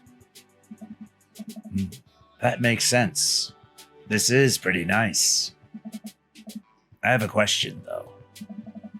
How are you okay with being in a graveyard, but had trouble handling a scary movie? Ah. I wasn't, He sighs deeply. Okay, yes, I was extremely scared by that movie. I was not writing a book about blood magic with a K in my head. I just have never been good at those. I feel as if it's because of how I look and act. People expect me to love horror films, so I must play the part. Truth be told, I don't know if I have the constitution for them at times. Damien, I'm so sorry. If I had known, I would have suggested another movie. It's quite all right. I actually did find myself enjoying this one, thanks to your help. Graveyards, however, I think there's something rather beautiful about death. Cemeteries are traditionally built away from cities, away from the realm of the living, and it keeps us rather separated from it. To acknowledge death and become comfortable with it, I think, gives us a certain intimate knowledge of ourselves. To sit amongst generations of those who came before us, to be truly alive in the midst of so much death, brings me great comfort. Death helps me appreciate life, to savor every second. Wow, that's kind of beautiful. Yeah. Yeah, it is. We sit and enjoy our food and wine. I don't feel scared anymore. Never thought I'd be comfortable sitting alone in a graveyard at night, but I actually feel very peaceful. Suddenly it doesn't even seem like we're alone. Off in the distance, I see a shadowy figure in the trees. What is that? I'm not sure. It noticed us. I'm paralyzed with fear as it begins lumbering slowly towards us. Its shape taking more animal form, more feral. I look to Damien for help, but he is just as afraid and transfixed as I am. I want to scream, but it's stuck in my throat. The creature is getting closer, moving faster. Oh. It's a dog. As it finally comes into the light, the friendliest and dumbest little Boston Terrier I've ever seen pulls its owner toward us. The dog trots over to Damien and sniffs at his hands. Damien looks ecstatic. He ruffles the dog's happy fur, or fur happily. What a beautiful dog. This is actually Robert. Hey. We both look up, not expecting to see. Thanks. Robert, what are you doing out here on this lovely evening? Hunting cryptids. What? What? I didn't know you had a dog.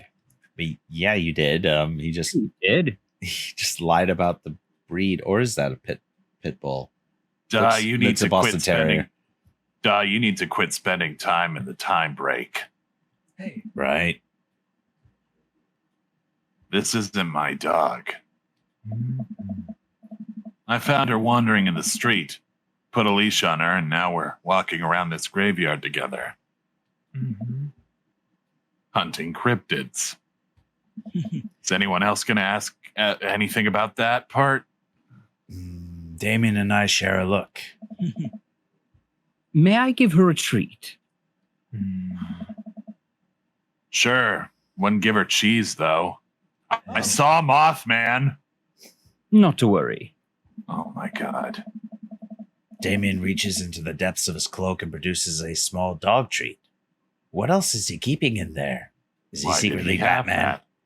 No. The material for my cloak is the same used in bags of holding, you see. The dog laps up the treat and crunches away, tail wagging furiously. Damien continues to smooth down her fur. Thanks. Hey. My absolute pleasure. Damien shakes the dog's paw. Lovely to meet you, my friend. May our paths cross again. Robert and his dog disappear into the darkness again. Damien stares after them. I didn't know you liked dogs. Victorians love dogs, actually. Most Victorian women of high fashion would always be accompanied by a small dog, such as a terrier or Maltese. I think big dogs are nice, too. Yeah, man, dogs are cool. I do believe we've had enough excitement for one night, though. What say we make our way back home? Damien hops to his feet and extends his hand to help me up. I gladly take it, as my knees aren't what they used to be. He packs up his picnic basket and leads us out of the graveyard. As we begin the walk home, I take one last look at the cemetery.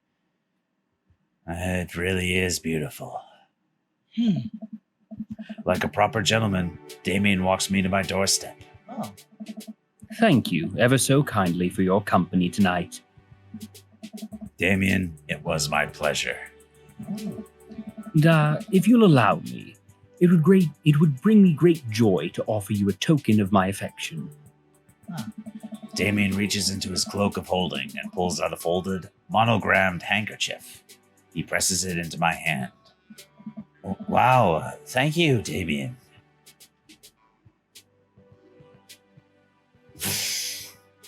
I think the first one is correct. I feel like it's got to be the ships.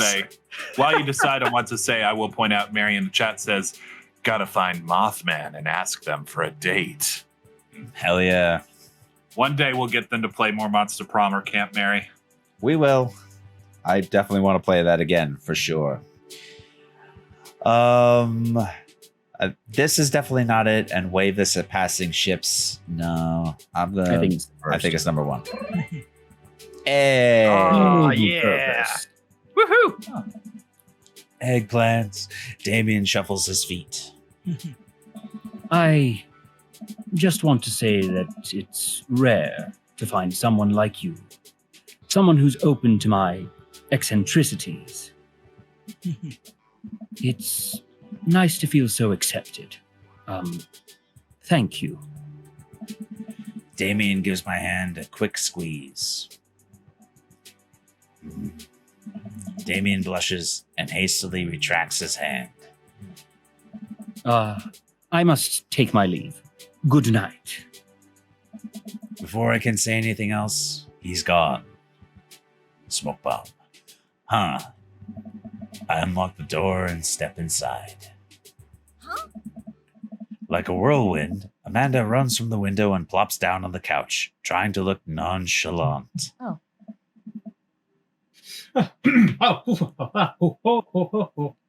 Hey, Dad, what's up? Were you watching me from the window? Oh, surely you jest. No, I was just, Oh, yeah, how was the movie? Lots of vampire titties. Told you.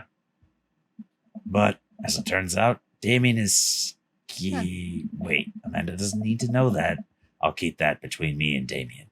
Scary cool. Yep, he's so cool, it's scary. Nice save, Smooth. Did you know that graveyards used to be a place to throw parties? I think I'm misremembering that. Thank you, Da. Wow, that's pretty cool. More like a rave yard. Okay, that's actually pretty good. Someone clip that. Someone clip that. Also, give me a moment. We gotta find. Also, we found a dog. Definitely thought it was a werewolf for a minute, though. How can you be sure it wasn't a werewolf? How can you be sure I'm not a werewolf? How can I be so sure you're not a werewolf? Oh, hell yeah, we're back to Animorphs. Amanda's eyes narrow. I don't trust you. Nor I you. We make intense, wary eye contact for a second. Anyway, I'm calling it for the night. Don't stay up too late, will ya? I'll try not to howl at the moon past midnight. Appreciate it. Go ask your mother.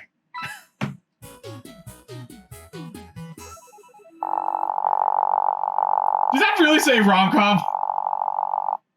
Yep. Gun safety. My dear friend, you've simply taken. Yeah, the from all the egg guns you guys shot. taken the egg is a. Well, I mean, And I would have understood that for it's a Brian's Victorian date, but technically means friend, so yeah, see? you've ultimately you've won. Wait, was Damien talking that whole time? yes, he was. You Oh my got God. dads. Just gonna make an official save. All right, and we have plenty of time. Ladies and gentlemen, your final bout for the evening. Mary in the chat, what is this one called? What is this one night ultimate werewolf? Maybe it can be. All right, who's ready? Oh, Let me tell you something, brother. I'm ready to go on this date, Jack. I'm sorry, Da. Hey. How very forward of me. Sorry, anytime I say completely lowercase hey, I can't help but think of the audio clip of talking to NPCs in Sonic 06. Hey. I've not played that, so. Ever since the first night at Chartreuse Pies, Hugo and I have made a point of weekly visits to Trivia Night. Easy, breezy, beautiful has come in first place ever since, despite Provolone 2 Lost in New York's continued efforts to dethrone us. Ha! Suck it, Brian and Matt! Suck it! You kids are cute. I can imagine Matt just be like, hey, man, just chill, bro. Just chill. I was also gonna say, go play some Sonic 06. I recommend it. No, I will not. I recommend it. My friend Ray will kill me. I recommend it plenty. I've been able to do a complete overhaul of the interior of my car thanks to all of Phil's auto care gift cards we've received. Air fresheners, car chargers, you name it. Amanda's riding in the lap of luxury. Aside from the trivia nights, I don't actually get to see Hugo a lot. The end of the school year is coming up and he seems to be having a lot of trouble dealing with the stress of teaching. I should do something nice for him. Maybe help him take his mind off screaming teenagers. Books? He likes books, but I have no idea where to even start with that. He probably reads more books in a month than I've read in the past year. I know he's really into wrestling, but he's been reluctant to talk about it since he showed me his wrestling room. I know that he's kind of shy about it, but maybe... Whatever, let's roll the dice. I have a plan, I think.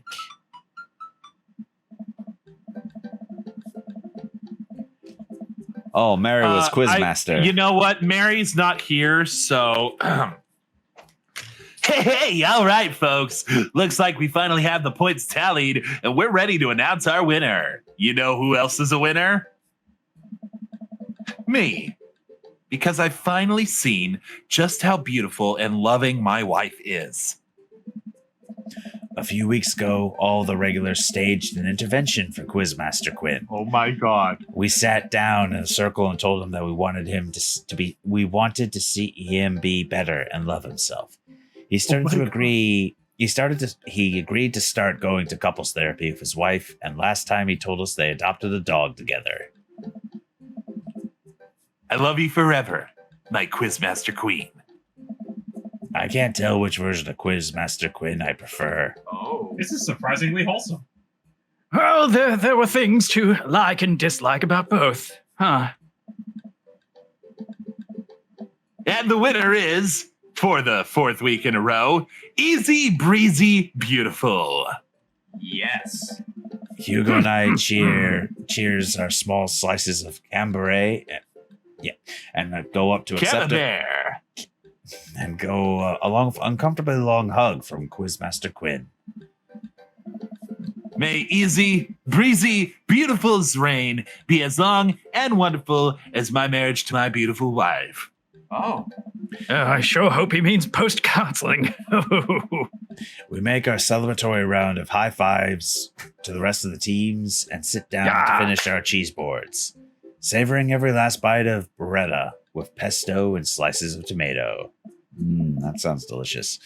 Hey, I got a surprise for you. Oh? For me? Yeah, for once it isn't more cheese. Well, if you can somehow top that, by all means, be my guest. I pull out a book that I've been carefully hiding in one of my pockets and slide it over to Hugo. Oh. Hugo picks up the book and reads the title aloud. Harry Butts's Crapper Keeper. I wanted to get you a book, but I figured you'd probably own every classical piece of literature, so I thought this would be fun for when you're pooping. You should flip through it. Hugo looks up at me and raises an eyebrow. After flipping through a couple of pages, he finally comes across the small gift I strategically hid inside. Oh, you're kidding me! Hugo looks around, worried that he made a scene. He leans in. You're kidding me! Hugo pulls out the wrestling tickets I hid inside the Crapper Keeper. Oh, snap! This is to the World Federation of Wrestling's Power Slam Series! Yeah, you've been working so hard lately. I thought you'd like them. Like them? Hey. I love this. Thank you. But wait, there's two? Yeah, I figured we could go together. Sweet man, shake. You'd go with me. Hell yeah. I need you to I need you to explain the finer points of wrestling to me, though. Hugo gets up, walks around the table, and effortlessly picks me up in a big bear hug. Has he been this strong the whole time? Hey. Thank you. I let out a little squeak to sort of say, "You're welcome."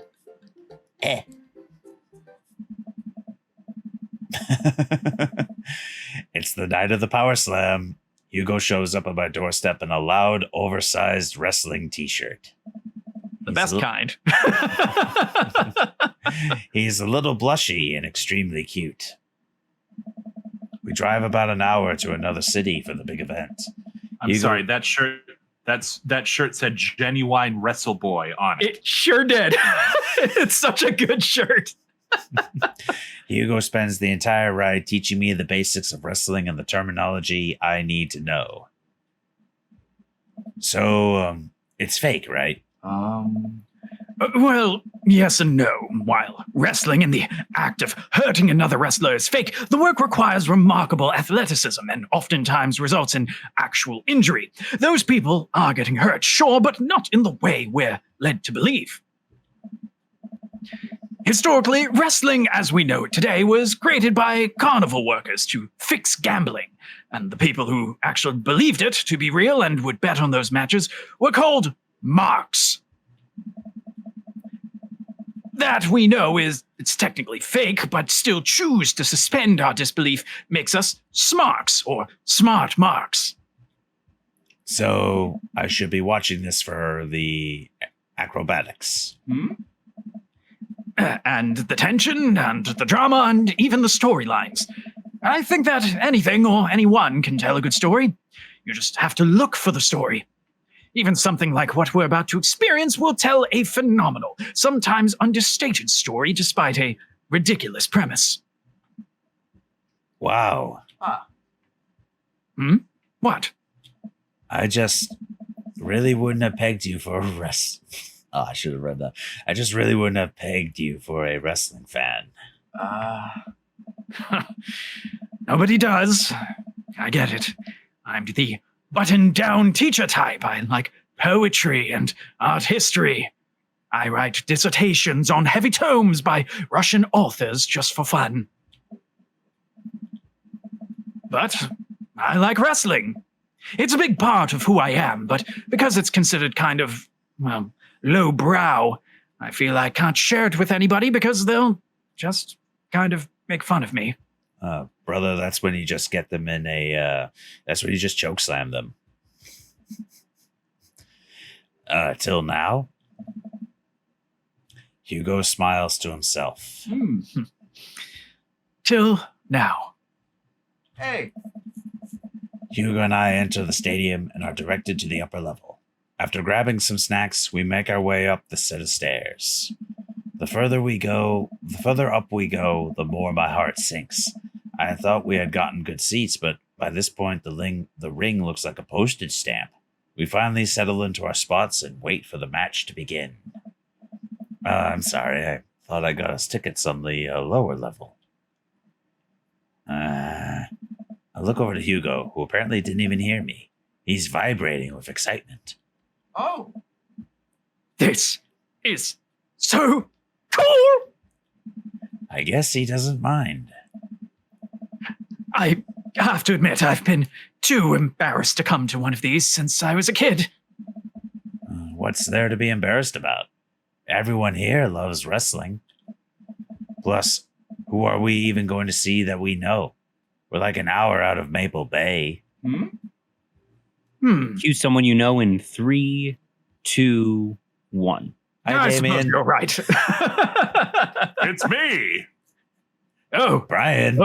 oh dear, it's the whole cul-de-sac sitting 3 rows over. Oh, sweet mother of God. There was a Groupon offer online I saw the other day, and well, it was just too good to pass up. Hey, Hugo, we're all here to judge you. Well, shit. Well, at least there's plenty of lamps here to keep Ernest occupied. Oh, yes, these are some very high-grade spotlights. It's all part of the theatricality of professional wrestling. We should definitely be safe. Did you actually say the line? I'm sorry. Well, shit. Also, yes, I did say the line. So what do we have to look forward to tonight? Oh, man, the lineup is stacked. All of the matches are going to be great, but the one I'm really looking forward to is the Eastern Dragons match. Wait a minute. Mario? RJ? Oh, no! Cam, cue the clip! Oh, great. He came up with lore. Yep. I'll tell you right now, Joel. It's not what you're thinking. But oh God, that actually lines up very well. As of now, it is. What's funny is I'm that lost. Can someone tell me? What did we just do that was wrestling related on this channel a week ago? It had to do with an Eastern dragon. God damn it, now I get it! What's funny is I played that sound clip and it summoned Mary. So Mary, do you have anything to tell us? Hi, Mary. Hi, Mary. Hi, Mary. I'm a genuine wrestle boy. Yeah.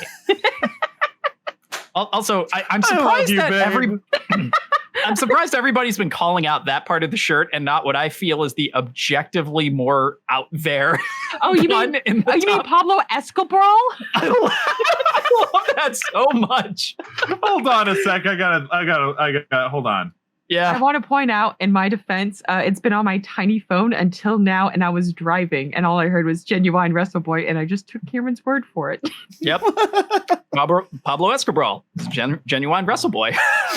Anyway, back to explaining the wrestles or the graps. The wrestles. The wrestle. The Eastern Dragon? Oh, yes. He used to wrestle as Pablo Escobar, but I guess he eventually had to change it. Wrestler names are kind of weird. He's actually an Iranian guy from Utah. Oh. So that's what your shirt's from. Yep. Been following the guy since his debut as in an indie wrestling league, and it's been amazing to see him rise through the ranks and into the professionals. Oh God, that's gonna be me at that AEW show in a few weeks. Okay, no, I have a question. So many Evolve guys in that. No, I have a question. Do you think that this is official merch that Hugo's wearing, or that he made this shirt? Well, I have terrible Definitely news to official report. merch. I have terrible news to report. What? I can't find anyone selling Pablo Escobar genuine Wrestle Boy shirts. Wrestle Boy. Excuse you. That is an E, Mary. You can have fun. But in our hearts. It's in our hearts. In our heart of hearts. In our Russell hearts, he is genuine Wrestle Boy. You could almost say in our Kokoro. Everyone glares over at RJ very slowly. Hey there, mister. You want to wrestle? I don't get that, but I imagine I will when I do some editing. Later There we this go. week. Thanks, RJ. Hey, it sounds like Ivan's yes. pro. I am no pro because He is no pro. Anyway, I get that only enough to make that joke. That still was more than enough. Glares over at Ivan. yeah, my bad. It's been a long day. Who's he up against? Oh, this is appropriate. The corporate shill. Technique-wise, I don't think he's that good of a wrestler, and I don't even think the fans like him. Certainly is an interesting character, though. Oh. Chill. Now the real question is, does he come out to No Chance? You've got no chance in hell. The stadium lights dim, and the crowd starts screaming.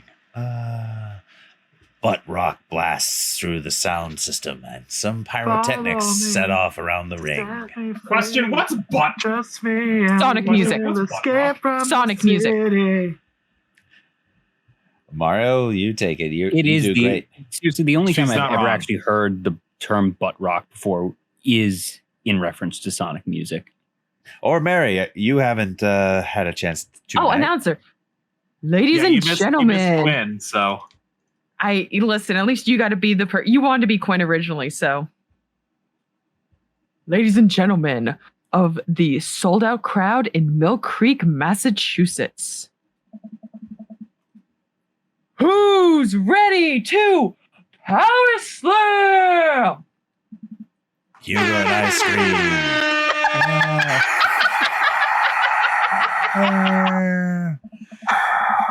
We watch two wrestlers, the Southern Dandy and Johnny Snowman, walk out to even more butt rock. The Southern Dandy mixes and drinks a mint julep in the ring before the match. The crowd eats it up. Oh. oh hell Don't you yeah! mean It's the drink Queen from the Great Mouse Detective. I should probably point out that the Southern Dandy's from Maine. Is Johnny Snowman not from the North Pole? Hmm? Oh, he's from Georgia, actually. Georgia. After a long match, Johnny Snowman, who's dressed up like a muscular elf, does what Hugo calls a German suplex on Southern Dandy.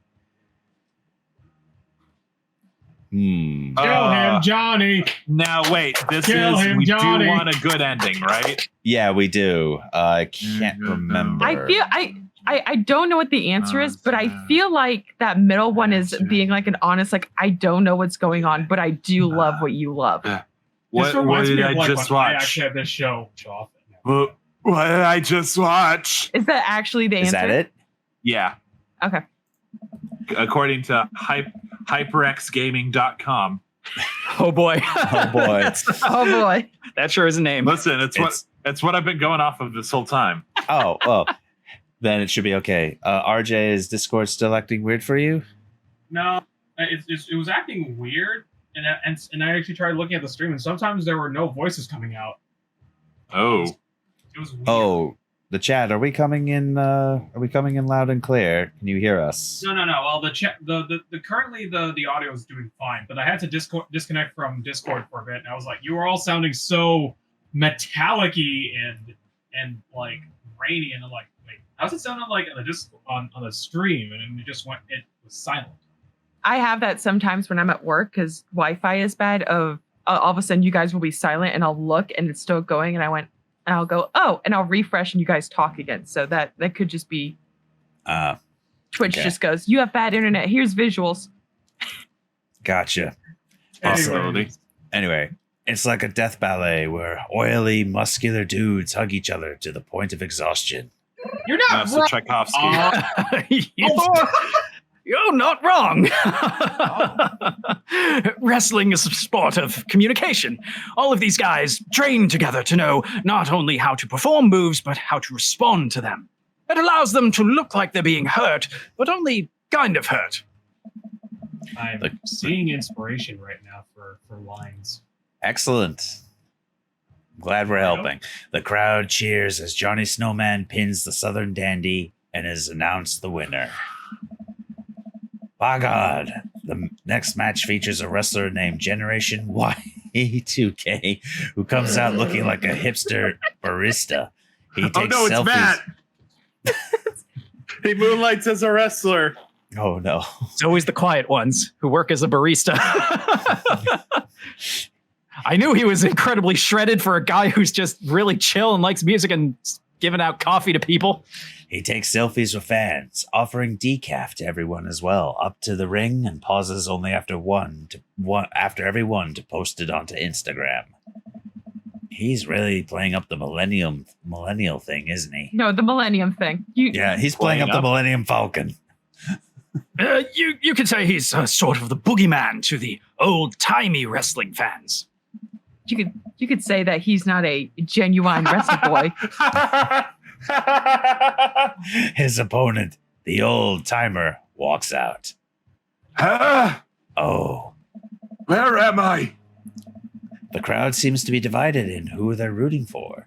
The old timer pulls some pretty sweet moves after he takes out a walking cane from under the stage and beats Generation Y2K over the head. Come here, you. Up against the ropes, Generation Y2K blinds the old timer with a flash on his camera phone and is able to pin him to win the match. He takes a celebratory selfie with his unconscious opponent. God, this is like some Tyler Breeze stuff here, man. We watched an old man die tonight. It's Tyler Brie, as in the cheese. That's great. God damn it. God damn it, Ivan! Well played, Ivan. Well played. There you go. That's all I need. During a break, Hugo and I leave to get refills from the concession stand. We wind our way through clusters of wrestling fans to get to the line. So, what do you think so far? Part of me wants to say number 3. Three. Bro, hold on. Wait. Yeah, to the guy. It's 3. Yeah, it's 3. The wrestling is cool, but I really like seeing you so enthusiastic. It's, don't say hot. Don't say hot. Cool. Hey. You know, I'm kind of surprised. I was sort of expecting the crowd to just be a bunch of aggressive, sweaty older guys, but it's so diverse. I've never seen a bunch of families with their kids. Everyone looks super happy to be here. Oh, yeah. That's actually how I got into wrestling. When I was a kid, my dad used to take me and my brothers to matches all the time. There's one gaggle of kids loitering in the corner that are exceptionally loud, even over the din of the stadium. Looking closer, I can't help but feel like these kids seem familiar. Oh, God, I know these kids. They're Hugo's students. So don't turn around when I tell you this, but some of your students are here. Hugo immediately tenses up. Members of the swarm. Oh, no. Oh, my God. I can't let them see me here. They'll never listen to me ever again. I position myself between the kids and Hugo, hoping that I can act as a human shield. I glance over at the group of children again, and I recognize that Colin kid. He kicks one of his friends in the shin and laughs. He kicks one of his shins in the shins. Man. Aw, he's an Orange Cassidy fan. Aw, man, that Colin kid is a piece of work. I was going to say he's a Shins fan. Oh no, Colin. Oh God, Colin, if he sees me here, he'll never let it go. He's a master manipulator. Now we have to get back to the relative safety of our seats. All right. What's the plan?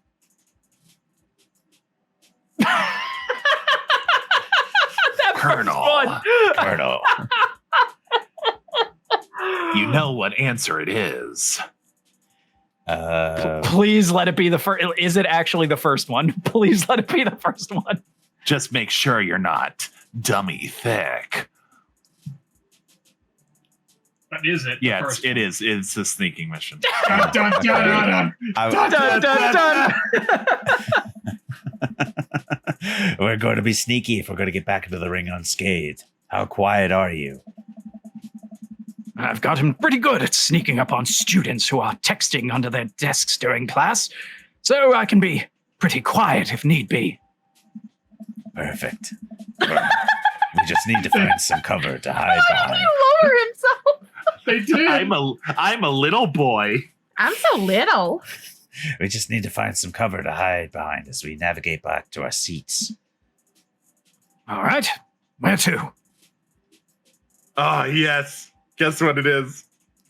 Please be the shirt. It's the shirt. Quick, get inside. Quickly, get in my shirt. I'm so glad that me coming back from getting food, I come back, turn on my headphones so I can hear what's going on, and I just hear, it's a sneaking mission. Doot, doot, doot. To quote a great Hall of Fame caliber professional wrestler. What? There's no time to explain, just trust me. I lift up my shirt and I pull it over Hugo. His body flush against my chest. Hugo goes down for some reason. I start shuffling us toward the door.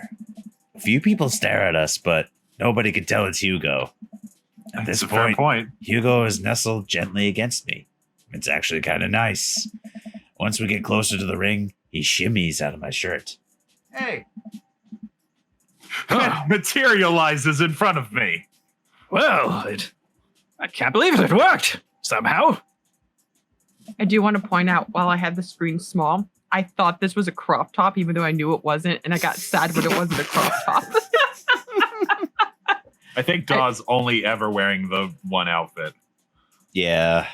No, I mean Hugo's shirt. I wish Hugo's shirt was a crop top. You know what? Me too.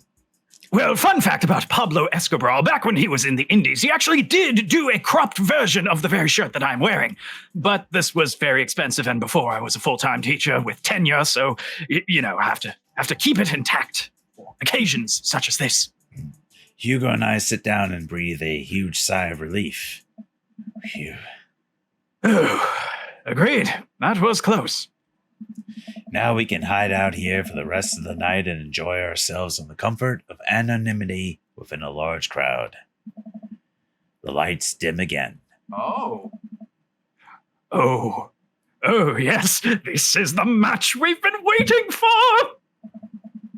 The corporate shill walks out to elevator music. He's wearing a three-piece suit and sunglasses. Once he gets to the ring, he takes off his sunglasses and rips the sleeves off of his jacket suit, flexing his arms for the crowd. I was gonna think, are you sure this is not a Right to Censor parody? It probably is. One of the people. Speaking of chill. One of the people from his entourage produces a graph chart and sets it up in the center of the ring.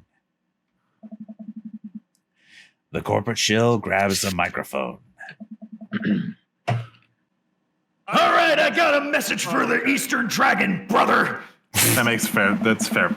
If you refer to the graph in the center of the ring, Jack, you'll see a quarterly projection of how much I am about to kick your ass. The whole crowd erupts. All right, Shill Maniacs, now if you'll direct your attention to the Jumbotron for proper synergy, brother. Shill Maniacs. I'm using that from now on. We all look up at the PowerPoint presentation titled Kicking the Eastern Dragon's Ass. Key performance indicators. You're about to get shill shocked. This is a Drew Gulak thing. The corporate shill takes a laser pointer and gives a lengthy presentation on just how and why he'll defeat the Eastern Dragon. He'll show he showcases several well-utilized clipboard graphics. Yeah! Now back to my PowerPoint presentation. You can see right here, Clippy is going to show us how. Oh. You know what? That shill guy is very informative. All I could think of was, you'll pay for the entire seat, but you only need the edge. RJ. Edge. Just kidding. The only thing that's still available is the edge because all the seats are sold out here, brother. Yeah. Hey, RJ. Yeah, what? Come over here for a second. I'm my face is at the mic right now. What if you did Macho Man? I mean, that was the first plan. Hey, well, there you go, man. The lights dim again and pan flute music plays. Are you serious? I think it's a pan flute. I'm actually not sure if I know what a pan flute sounds like. The Eastern Dragon walks out to cheers from the crowd. Aren't pan flutes a Central American thing? Hugo shrugs. Oh. Wrestling. Facts. The culturally confused Eastern Dragon. He stands outside of the ring and grabs a microphone. Corporate Shill, it is nice to see you again. More cheers from the crowd. That was a good presentation. The clip bar was a very nice touch. He points to the corporate shill menacingly. I'm looking forward to a nice and exciting match. Reaches Beast, Eastern Macho Dragon Man? Absolutely. Absolutely. The crowd doesn't really know what to do here. He's not the best at trash talk, but I promise he's one of the most talented wrestlers you'll ever see. I'll let you know, the Eastern Dragon's ready. Corporate Shill's gonna run corporate all over you, brother. The match starts and it's just as exciting as Hugo had hyped it up to be. The Eastern Dragon performs some ridiculous aerial stunts that make me concerned for his safety. He does what Hugo calls a moonsault from the top rope onto the corporate shill. The air in the stadium is electric as these two athletes lock arms and try to demolish one another. I can't help but get into it. It's electrifying. The corporate shill pile drives the Eastern Dragon, who looks passed out in the center of the ring. He climbs up to the top rope and motions to the cheering crowd. Cam, hold on. Cam, Volpe just redeemed. I may have done the lore because this is wrestling. That's fair. That's a fair point. Oh, great. He came up with lore. That clip's from the wrestling episode. Also, That is oh my true. gosh. Oh my gosh. The finishing name? What? Oh no. Oh no. He's about to do his finishing move. The corporate ladder. The corporate shill poses at the top of the ropes. The Eastern Dragon still isn't moving. Could this be the end of his young career? Get up, Eastern Dragon! You can do it, Eastern Dragon! Eastern Dragon! Eastern Dragon! Eastern Dragon! Western Wyvern! Stop! Oh, great, it's one of those fans. Oh, there's some more lore for you. Oh, great. He came We're up with lore. we're taking the name Western Wyvern, right, Mario? Do it. The corporate the corporate shill launches off the top rope in a huge arch. He brings his elbow down on the Eastern Dragon with the full force of Fortune 500 company, putting local vendors out of business. Isn't that Macho Man's Gentrification, Jack!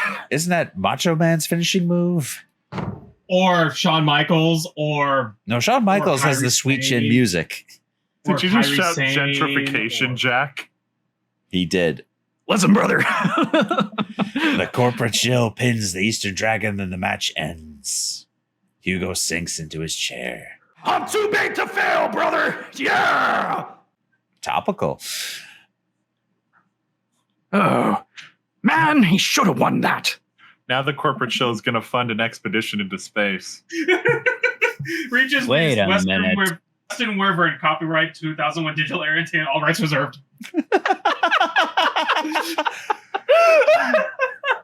Beautiful. Jack, my merch sales have been all the way past Pluto, brother. I've already been to space. We're going to like the next galaxy over, Jack. Genuine Wyvern boy. Legitimate Wyvern. God. Thank you, Cam. Mary said the last one. Oh boy. I sit down with Hugo. What a match. Oh, it was amazing. I think I'm a wrestling fan now. One of us. Hugo looks over to me and our eyes meet. Catch, not meet. I'm glad. The event Nice goes to meet you. on. Wait, hold on. I'm sorry. Hi, Glad. I'm Dad. God damn it. Thank you, Cam. Thank you.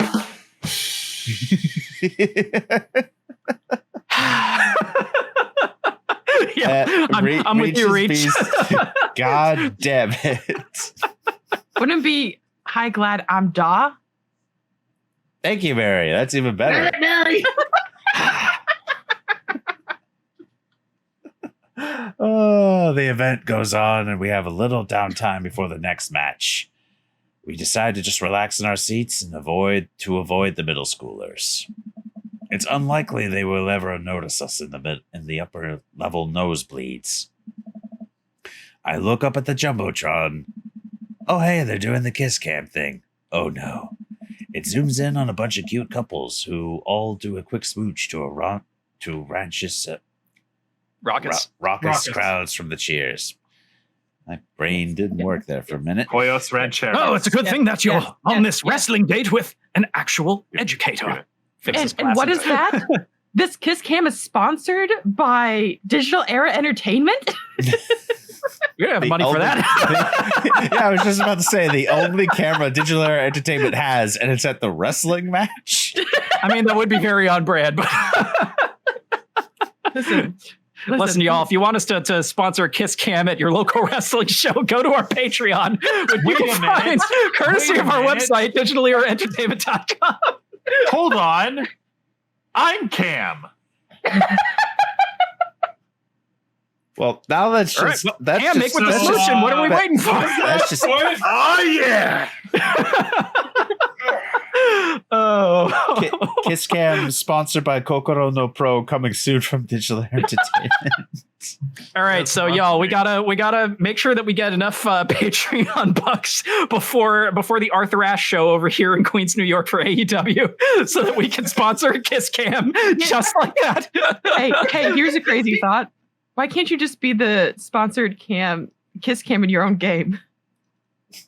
Yeah, too much meta. Anyway, Where am I?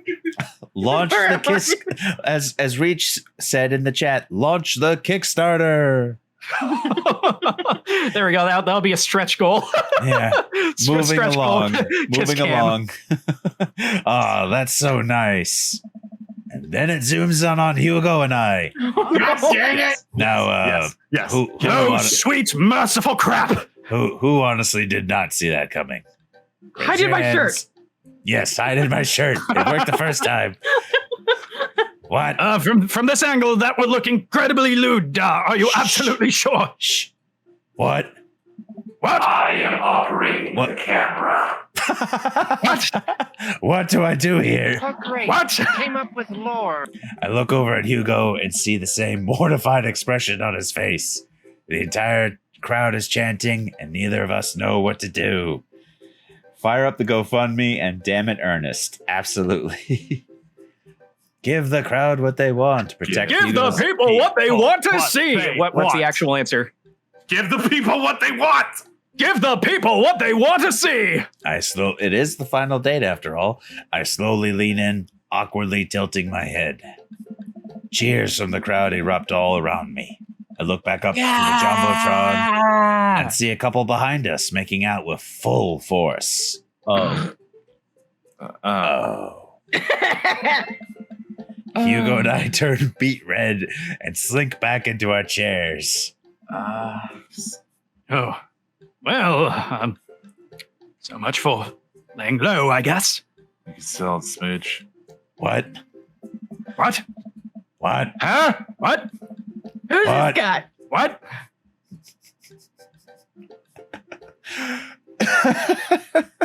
What?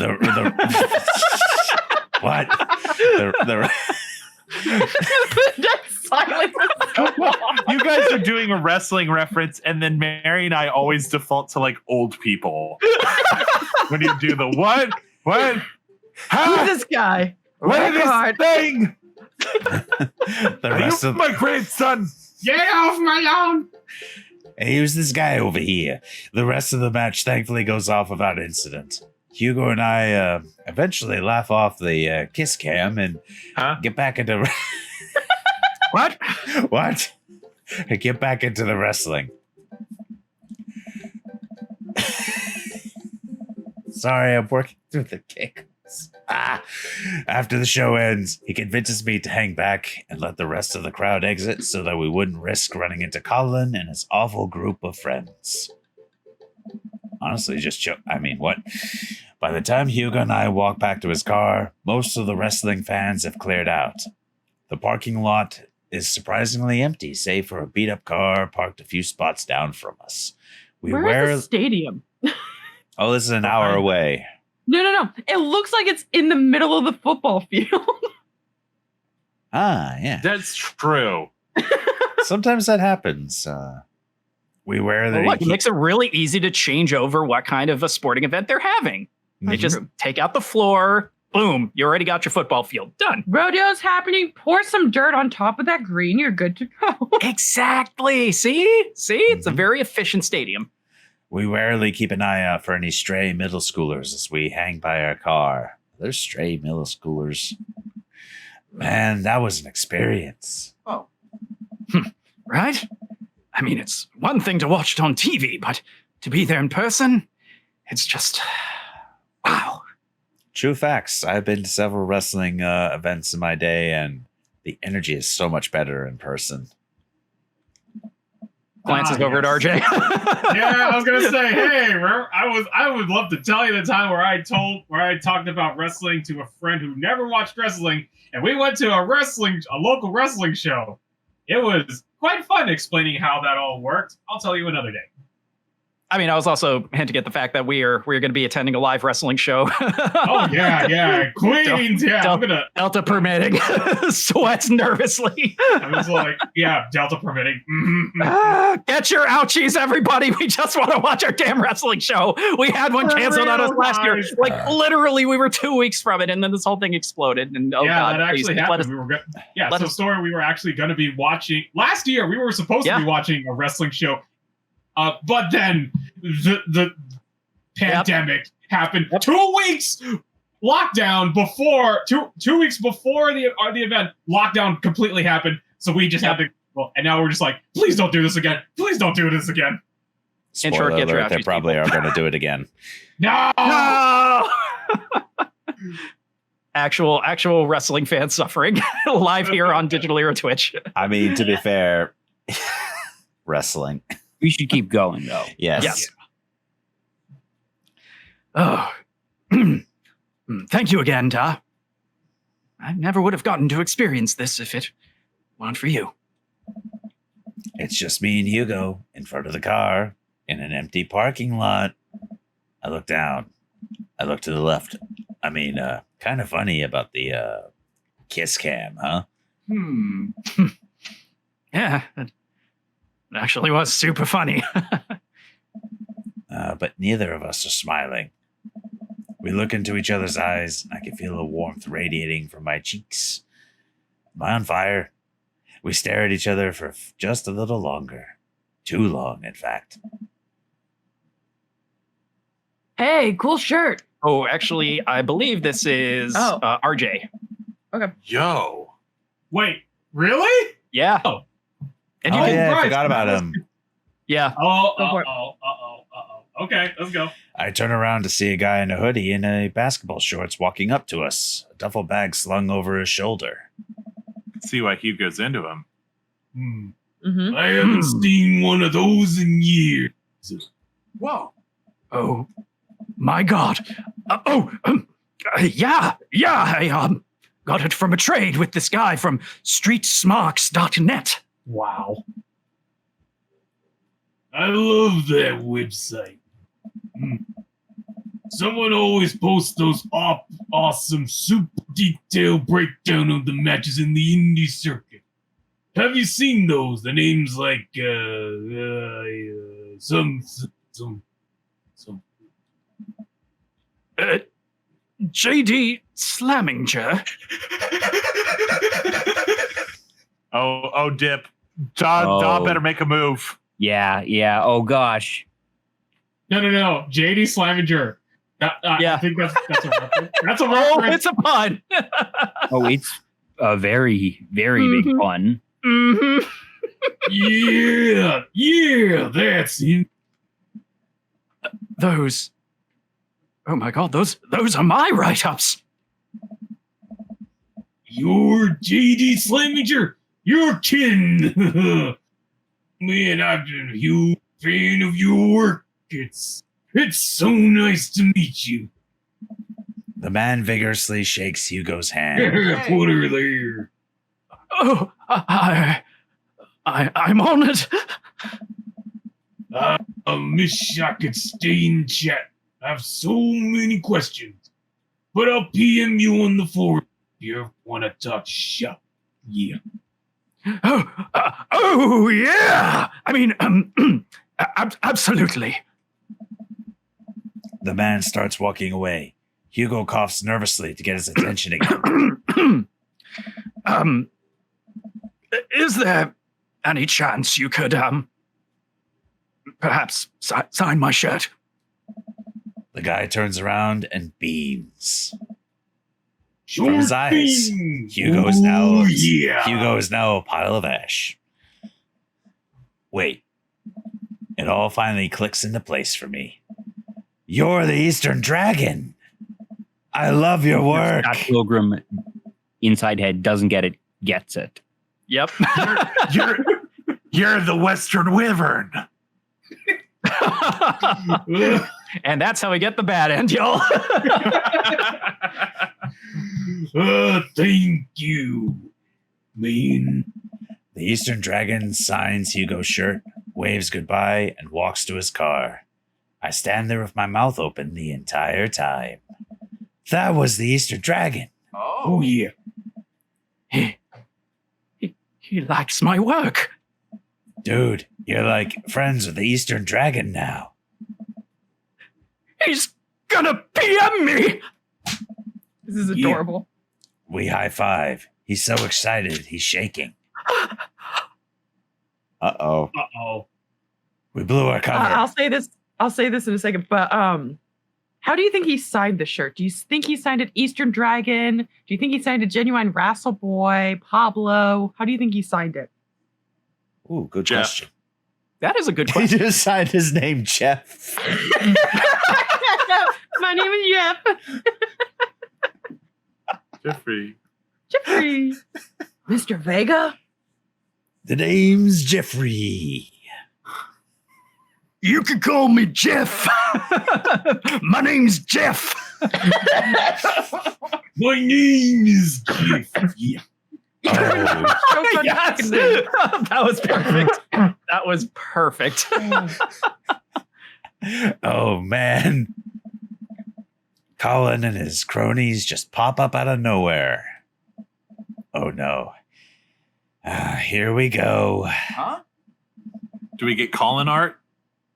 Oh, Colin. Nice to see you and your friends all the way out here. I didn't know you were fans of John Cena. Yeah, I don't think we do get that. I don't think he has his own art. What are you doing here? I don't see a library anywhere near us. I was watching the Power Slam series with my friend. A friend that I smooched. I mean, Almost smooched, almost. huh? Mr. Vega likes wrestling? Wow, this is some dated What a- terminology. What a fart knocker. You like wrestling. Actually, that's pretty I was cool. about to say this is very much nerds calling each other nerds type of thing. Yep. Nerd. No, you. Do you play Yeah. Nintendo games? God, that's so nerd. Shh. Shut up, dickweed. Nah, man. That's actually rad as hell. Who are you talking to? Probably one of your stupid book nerd friends. Actually, he was talking to his good buddy, the Eastern Dragon. All of Colin's friends gasp. Yes. Gasp. I don't know why I say it like that. That was beautiful. The gasp or just me gasping? Hey, gasping. What? There's snakes everywhere now. Oh God, they Guys? bit me. Come on, he's lying. There's no way the Easter Dragon would hang out with these losers. Oh. Oh, yeah? How did I get his autograph then? Don't say Eastern Dragon, please say Pablo. No, Jeff. Jeff. Colin's friends lose their minds, screaming their heads off. Colin is red with anger. Oh.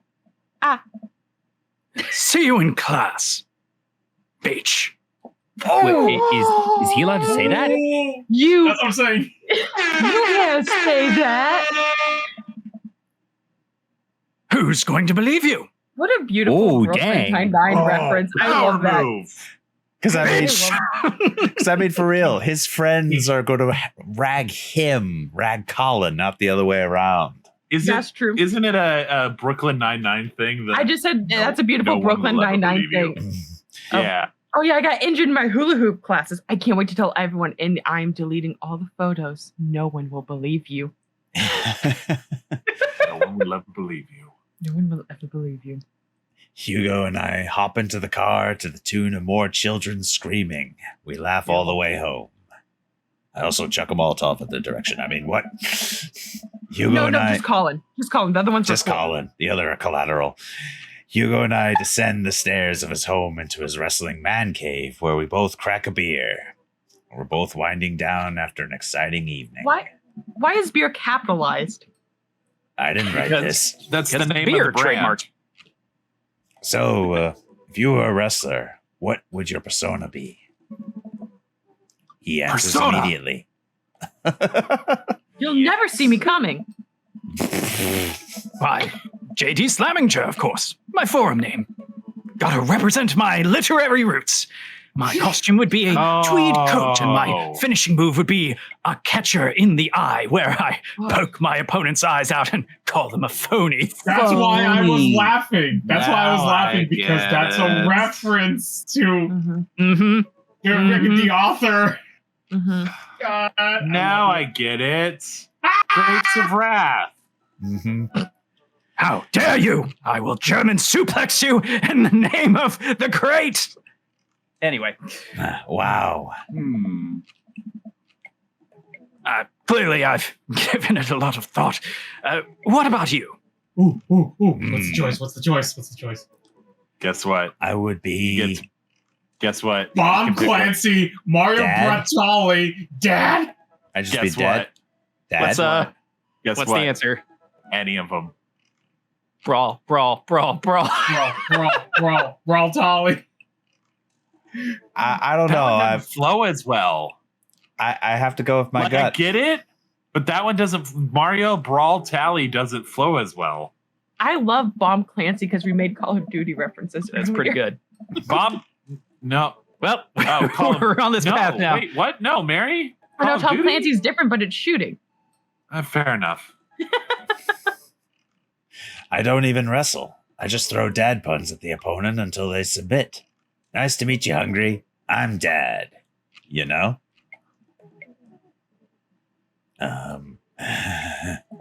I'm just now realizing I don't know any actual wrestling moves. See, this is him being a little honest. No. And wholesome. Oh no. Which leads into... Well, you know, I could teach you some. Oh my. Oh my. I smirk. Oh my. Pick us up and throw us. I'm game. Hugo and I square up in the center of the room, ready to go at it. Oh my. I'll go easy on you. Now Hold on we're a s- naked. Robert, get out of here. Robert comes in with a notepad. He's writing fan fiction. You didn't believe me about the cryptids, and now I'm here. Oh, I didn't know we were turning this into a triple threat match. Robert. Why? What's that? It's Craig with the steel chair. Oh no, Craig, betrayed. No, it's Craig with the rope. It's Craig with the baby. Oh, Oh no, that's It's a Craig's party foul baby right with the there. We steel chair. no. What's that? It's Craig with a harness. oh, yeah. this is Yabe. Well, it's Yeah, certainly babe. weird. Baby. You want to make it a fatal four-way, man? Also, I did do a redeem for you, Joel and RJ. I already did at least 15 times at this point, but go ahead. Oh my. And Reach's Beast, absolutely. No one remember remembers booking this match for HCW, but here we are. This is Yeah, one of the okay. bonus. It's one of the bonus matches for the DVD. This is one of the dark matches. Very dark, Get like it? my wrestling room at night. So it's wrestling after dark. Got it. Oh, this is going to be quite the hardcore match. I get it. I have to keep muted just to stop slapping my head on the desk so much. So what are we gonna do? Submission message or something now? Oh, someone's definitely going to be tapping out tonight. You know what? Not if I pin you on the mat to 1, 2, 3. On Dad? Absolutely not.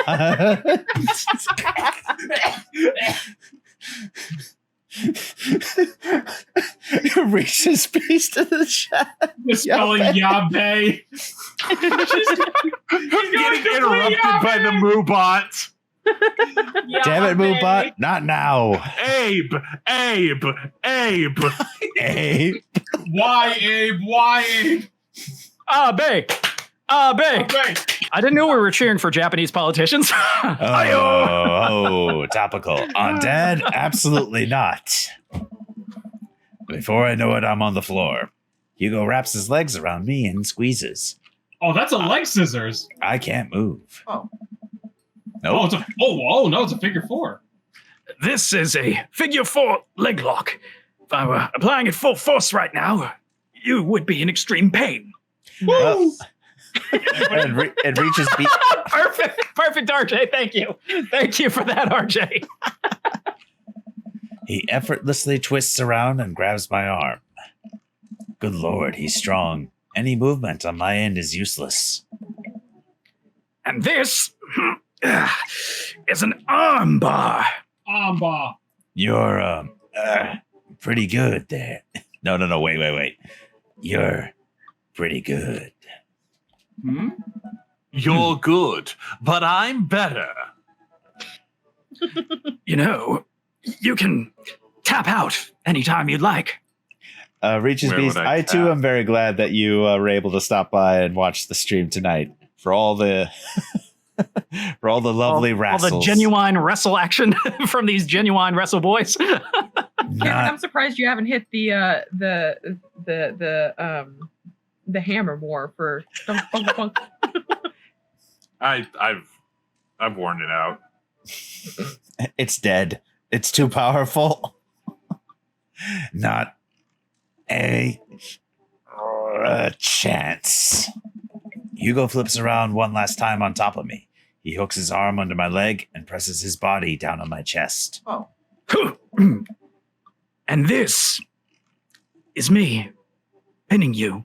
Enter my. Ernest. Enter Ernest. Our faces are inches apart right now. I can't tell if I'm breathing heavily because of the physical activity that I didn't really do or because of something else. Oh The kiss my. cam. Oh! Volcano, let's go. Go Oh! for it. Go Go for it. I lean forward and I kiss Hugo, who seems just as surprised as I am. Haha, it's a reverse pin. I pull back, a little embarrassed, but he kisses me again. Yes. He slowly releases his submission hold on me and cradles my face in his hands. He presses his forehead against mine, and we laugh. Also, Guess we both win. Okay, no los dos.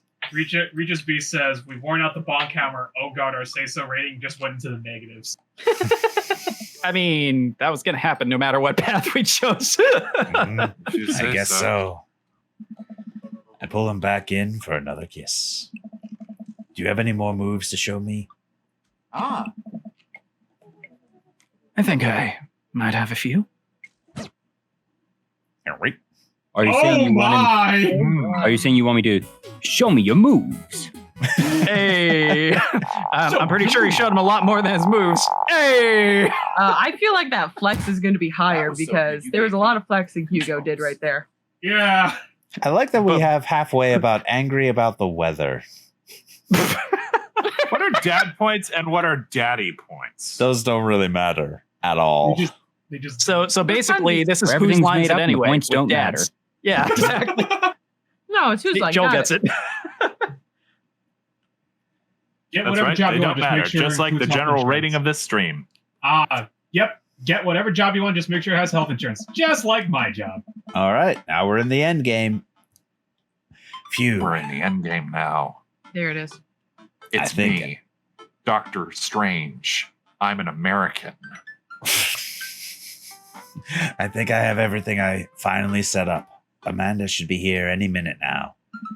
I think That's when Thanos' ship comes crashing through. Oh, I'm sorry. Wrong run endgame. Da, da, da, da. You should have gone for the head. Vampire Crusade Endgame. And that's how he ended up with all this wibbly wobbly, timey wimey nonsense. Dream Daddy 2 Endgame. I think that's her car in the driveway. Okay, gotta act natural. Be cool, duh. Be cool. Amanda walks through the door with a suspicious look on her face. Hey, Dad. Off to a good start. Something fishy? Rats. No, fish. She knew about me fishing with Brian again. The feds. It's the feds. That is the correct answer, I think. That life of crime is finally catching up to you. I tried to send them in a different direction with lots and lots of arson, but even I'm no match for the power and funding of the U.S. government. Well, if they think they're gonna take me alive, they got another thing coming. That's my girl. I'm so proud. I'm kidding. You're right. I have a little surprise for you. Yeah, I can tell you're a very bad one. No, I'm not. Amanda, my dear, would you care to join me in the kitchen? Father, it would fill my heart with glee. I lead Amanda over to the kitchen table where a present lies covered under a tablecloth. It's nothing special, but I wanted to get you a little something. You graduated high school last week. Yay. And I know you told me not to make a big deal about it, but... Aw, Dad, you... I dramatically whip the cloth off the table. Amanda's jaw drops. No way. I figured you probably won't be able to get cable in dorm, so I thought it might be nice to take a piece of home with you. A DVD box set of long haul paranormal ice road ghost truckers. This is all 19 seasons. Delicious. And bonus material, including commentary with actual ghosts featured on the show. Wait, what? God, Beautiful. I love this. Thank you. I marathon this so hard. She gives me a big old hug. I'm glad you like it. Hey, you want to hang out with me in the backyard for a bit? Toss the old pigskin or what we do? Totally. I mean, don't you mean tossing the Molotov cocktail? No, that's live ammo. We don't do that.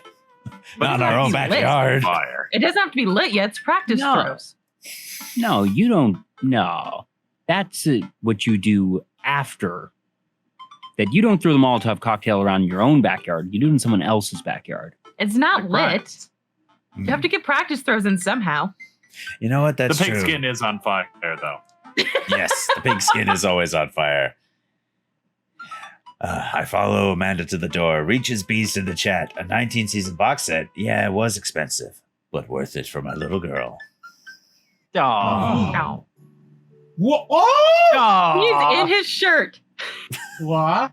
Yeah, he's in his shirt. I'm guessing that there's a third date outfit for everyone, and that whoever you've chosen when you get to the end game is in that outfit. I think Hugo is the only one that has something like that. I don't remember anyone else having a different outfit. Although I do wish Brian was just shirtless in this scene. That would be pretty funny. Hello. Yeah, you told me not to make a big deal, but you seem to have forgotten that my entire mission in life is to make a big deal out of all of your accomplishments. So consider this your graduation party. Surprise! Dad, everyone's here. Da da da da da da da da. Thanks, Dad. All your friends came to the party. Well, yeah, everyone wanted to come and support you. Is that a mac and cheese bar? Sure No. is. Fully customizable, down to the type of Mac. I'm so jealous. Same. I'm actually a little hungry right now. Oh And- no. And there's an ice cream cake. The good kind with crunchies in the middle. Oh! I don't know what to say. I'm gonna dive in that cake. Don't say anything. Just go have fun with your pals, all right? Who wants to dive in the cake? I'm so proud of you, Amanda. Amanda smiles and runs to her friends that we can't see. I should make the rounds and make sure everyone's having a good time. But first, mac and cheese. Yep. Priorities. Priorities. Yeah, Reach's Beast definitely has this one down. Hell This yeah. is wholesome. Yes. Oh my god. This Yes. is Cameron, wholesome. Do you want to be happier, Quizmaster? or do you No, want me to sweetie, be you got this. Duh. Quizmaster. Hey, who's ready for a crazy graduation party? You don't have to be on right now, Quinn. It's just a party. What do you mean? It's the, you know what? You keep that energy. Hold it close. You deserve it. You deserve it. You like deserve it. Just like me and my loving wife deserves happiness, right? Oh, Reach's Beast, did you miss it? He's actually doing better now. He got some therapy. Everyone staged an intervention. That is actually what happened. loves his wife That canonically happened. They explained it in the actual narration. He loves his giant wife. His tall wife. Lady Dimitrescu? That would probably explain a lot. Vampire lady. You know I'm it. just making a my brother and me reference, but Wait. Yeah. We just did the thing. Cam, you gotta do the thing. Oh, great. He came up with lore. Ah, there we go. you know, the more and more I use that sound clip, the more and more my mood matches the mood of Snagglepuss.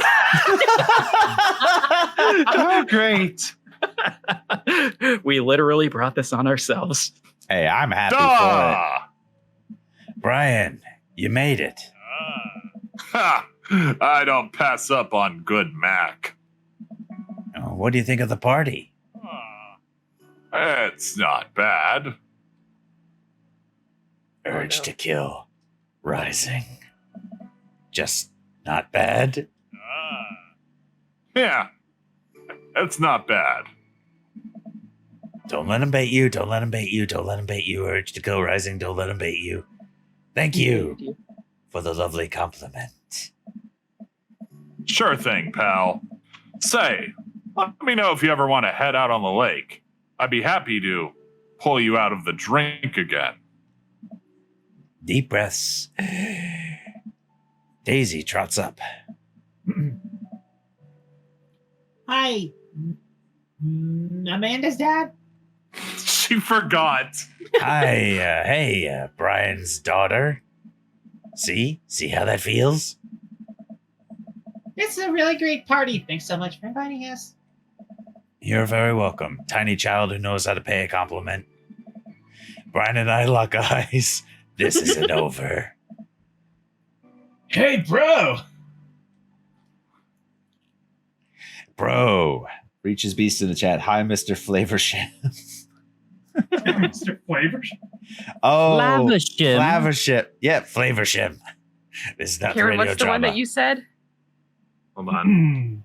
It's Fahugu Gods. Yes, Mario. I missed. I should have got. Everybody, I gotta find that clip. Everybody come up for What a bop. You nailed it. Timeless bop. You nailed it. This is a real rage. I did that for you, Ivan. Yeah. Thank you. Okay. I'm trying to be in the bed. I'm trying to be in bed at a reasonable hour tonight. Don't let me get too wild. Don't worry, dude. I'll keep an eye on your fruit punch intake. You know, I'm really glad we're bros again. Me too, dude. Briar and Hazel peek out behind Craig. Hi, little ones. Hello. Hey, yeah. Thank you for all that ice cream cake. Wait, girls, how much did you eat? Briar ate 4 pieces. Ask any witness. No, I didn't. Hazel ate 4 pieces and wants to pin it on me because we look alike. I have your face. No one will ever believe you. Take your face Boy. off. I'll let you guys figure this out. Good seeing you, Craig. Let's hang out soon, yeah? Hey. Totally. Tell Amanda congrats for us, Brad. One twin always tells the truth while the other twin always lies. Can you figure out which one it is? Aha! I know the answer to that riddle, but anyways. Looks like you've settled into this neighborhood quite nicely. Yep. Couldn't ask for a better cul-de-sac. Well, I'm glad. Hopefully we'll see you at more church events. We got a big schedule planned for the rest of the year. Sure thing, Joseph. And maybe if you aren't doing anything later, we could hang out sometime. Sure, Joseph. Certainly not in a dark, decrepit, possibly dangerous circumstance where I may or may not seek to offer your flesh and blood up to a eldritch horror. Certainly nothing of that sort. Yeah, well, that'd be great. Absolutely. Well, I'll see you later. Hey. Hey.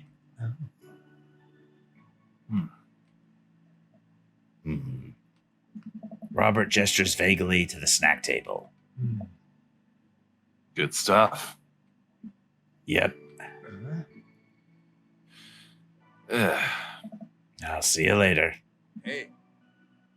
That was a great conversation. Really riveting there. Yep. Hey, man. Matt. Hey, let me know when Amanda leaves for college. I'll have a fresh batch of right said banana bread ready for her.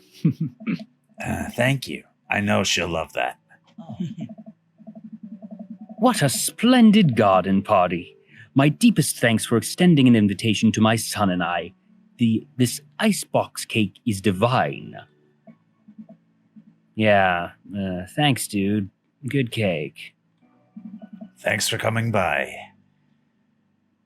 There he is. There's our boy. There he is. There he is. Hey. I turn to see Ernest, looking like he has something to say. As a precaution, I have my lighter ready. Hey, Ernest.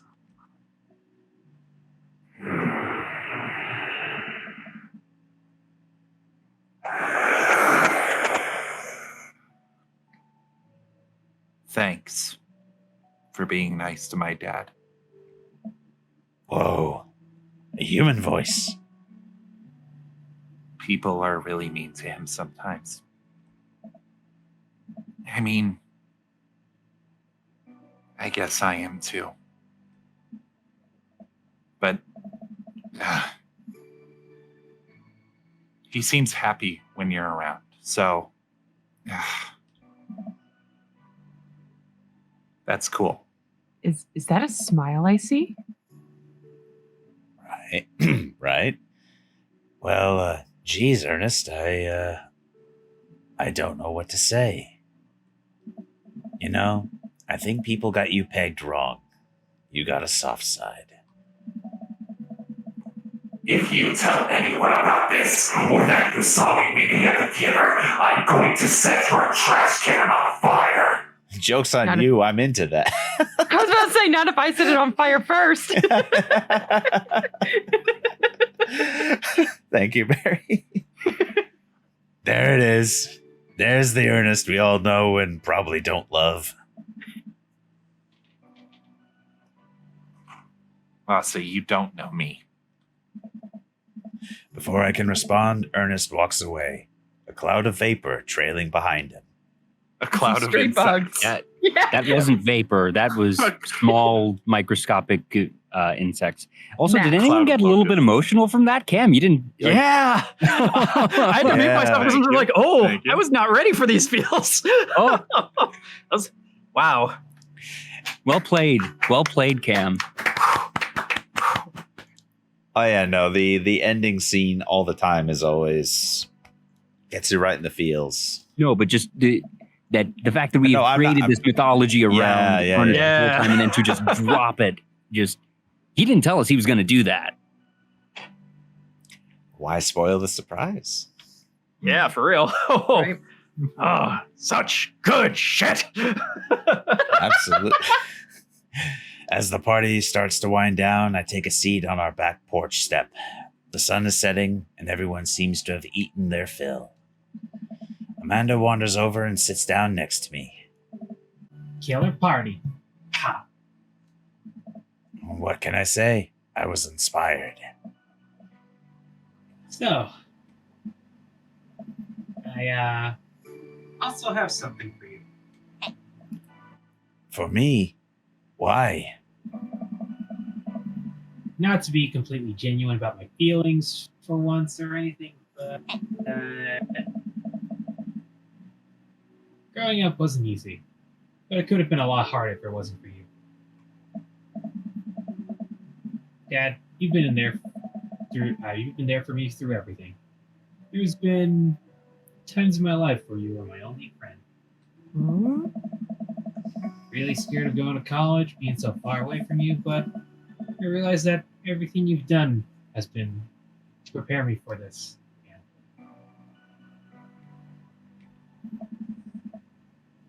I wouldn't be who I am today without you. Don't cry. Don't cry. I swear to God, Da, if you cry again. You're the best dad. I love you.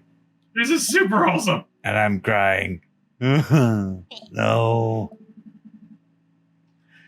Anyway, that was enough emotional vulnerability for one day. Dancing time. Amanda hands me a tiny wrapped package. I tear the wrapping off to find a framed picture of me and Amanda. It's us.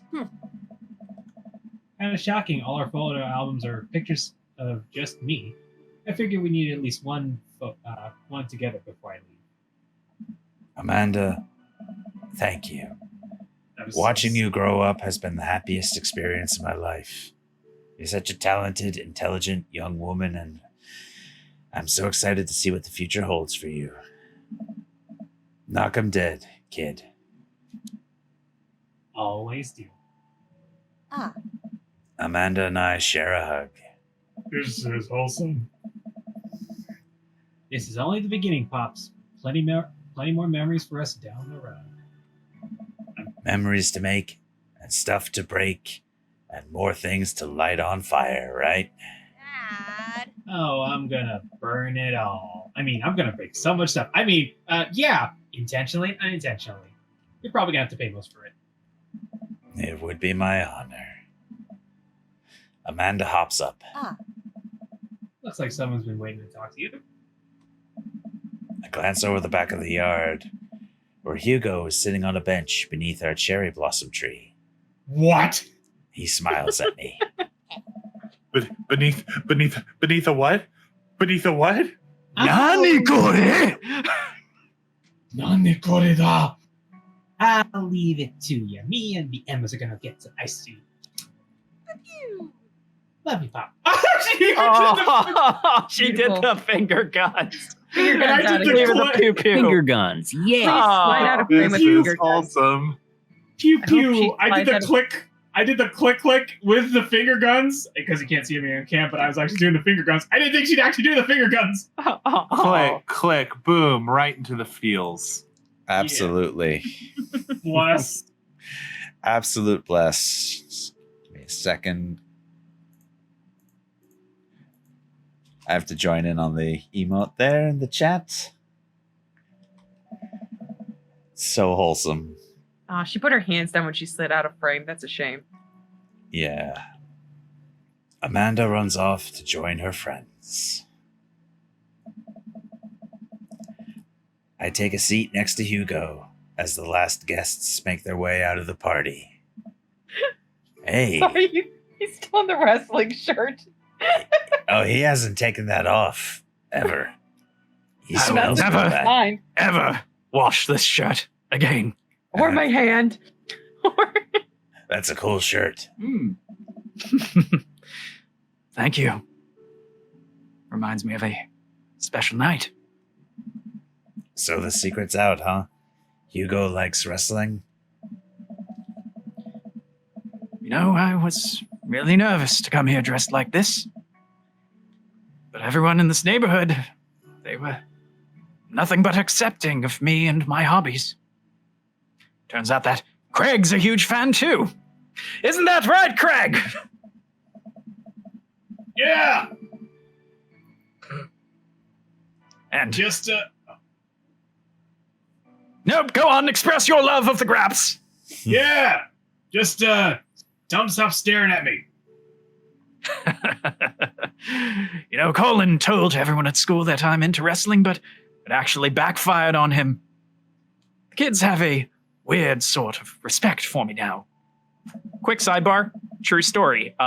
Both Neo, Ivan, and I actually had a science teacher back in our high school who was big into wrestling, and we adored the heck out of him. Brief side note, it's not wrestling.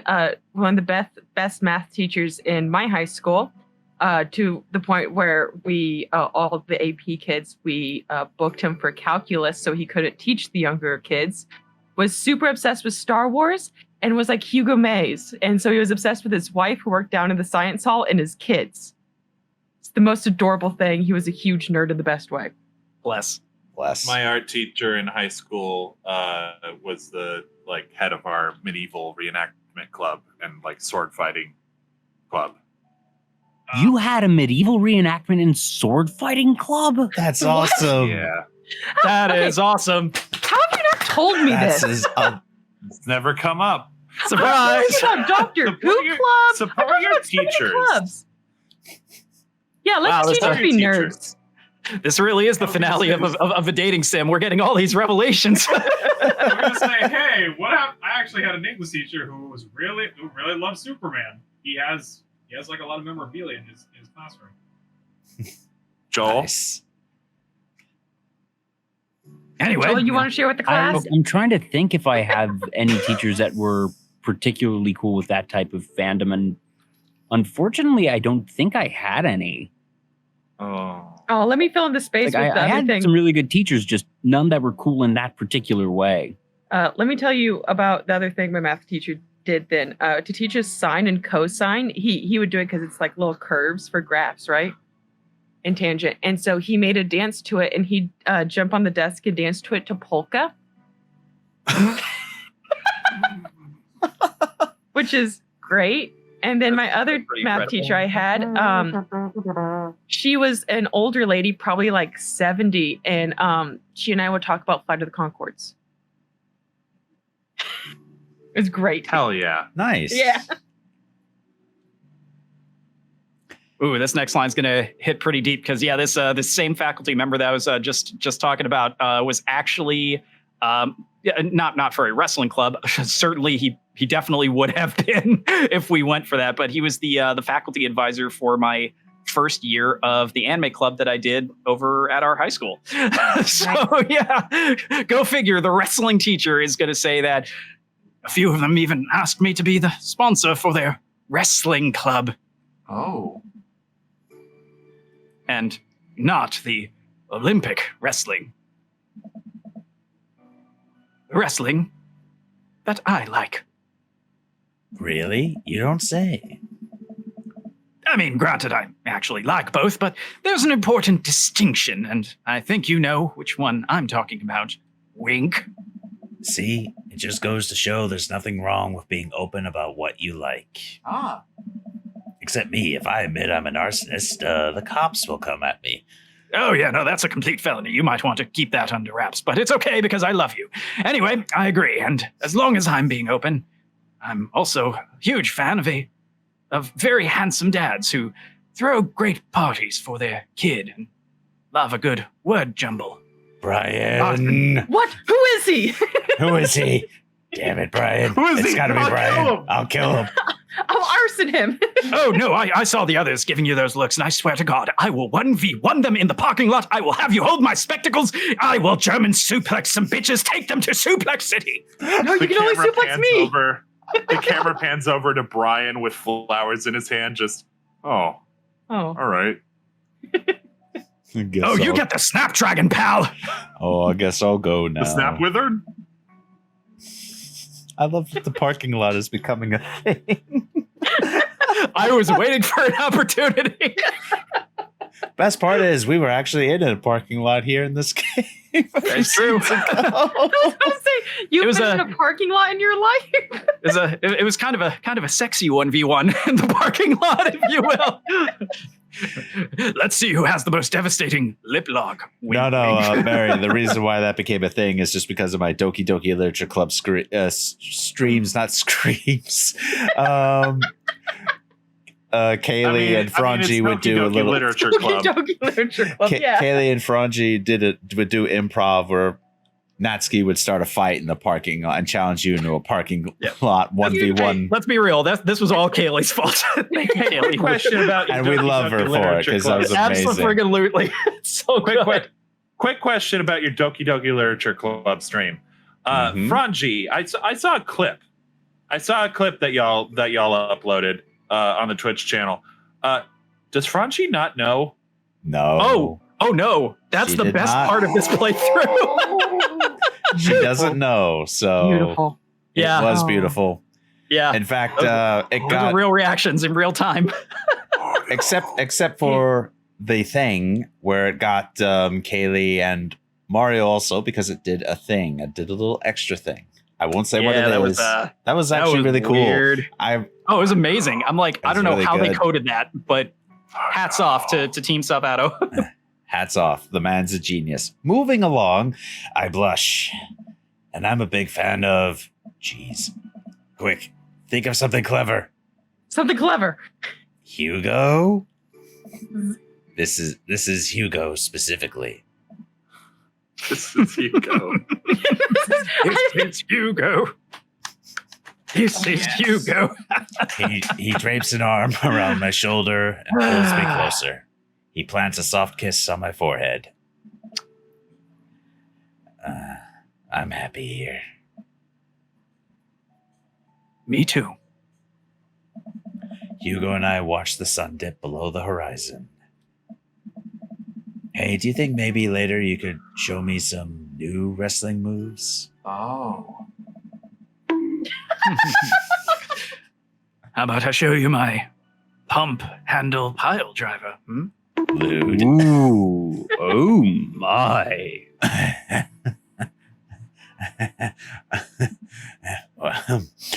What's that? Oh. You'll see. Wink. Winku. Winku. And that's Hey! Yay! and that is Dream Daddy, Dad Rector's cut. That was cute. Yeah. Yep. I love this game. It's so incredibly wholesome. Oh, Erica Ishii was Amanda. I didn't know that. Ishii. That's neat. Never saw Val. I think that's Robert's daughter, though, right? Yep. Yes. His I think 25-year-old daughter. Yeah. And interesting fact, if you have the 2 dates of both Damien and Hugo, but if you choose someone else other than the 2 of them, they end up dating each other. Bum, No bum, way. bum. And that is super wholesome. That's one of the reasons why I wanted to do that, just to set that up in case we were to ever do a 3rd date with another dad. Why not? Yeah, I mean, why not? But hey, what'd you guys think? I'm sorry, there's a whittling mini game? A what minigame? A whittling? Gargoyle minigame. We did the gargoyle mini game. Yeah, that's yeah, Damien's. that's Yeah, that's the statue. yeah, the whittling That's one. the That's hidden monkey. one of Robert's, actually. Huh. That makes sense. I said hidden monkey. I meant Towers of the Dungeons of the Hidden Temple. Towers of the DVP, and then this is not DVP. Written and performed by Barry Kramer. Yep. Ballad of a Felon Fallen Dead. Written and performed by Ninja Dr. Brian. Brian Wecht. Ninja Brian! Woo! I love that he's credited as Dr. Brian Wecht.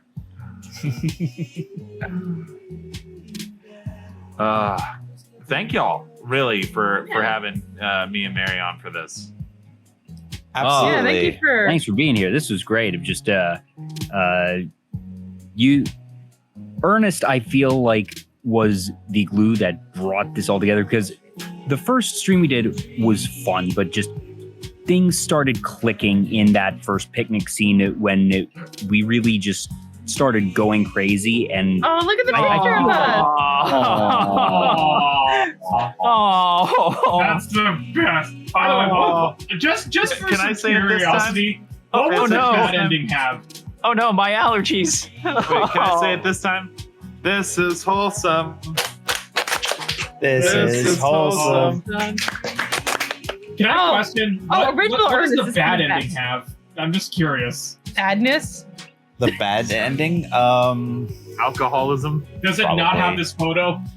I don't think Probably she not. gives you a gift. I don't know, because I never want to be the bad dad to Amanda. Like, Dude, why? I was I'm like, thinking, hey, go watch it on YouTube or something. yes, go watch that on YouTube. I refuse. I outright refuse. Like Catbug would say, why would you do that?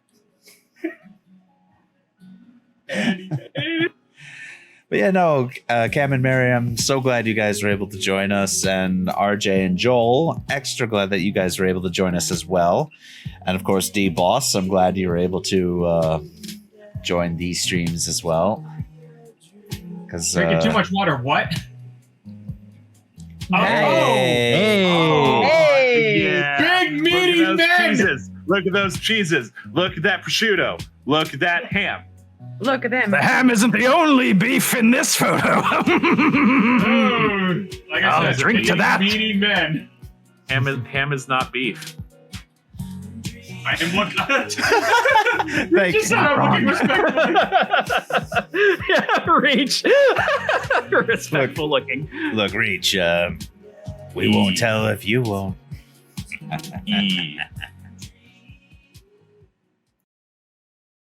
Please remember to like, share, and subscribe, and follow us across social media for updates. Thanks for watching!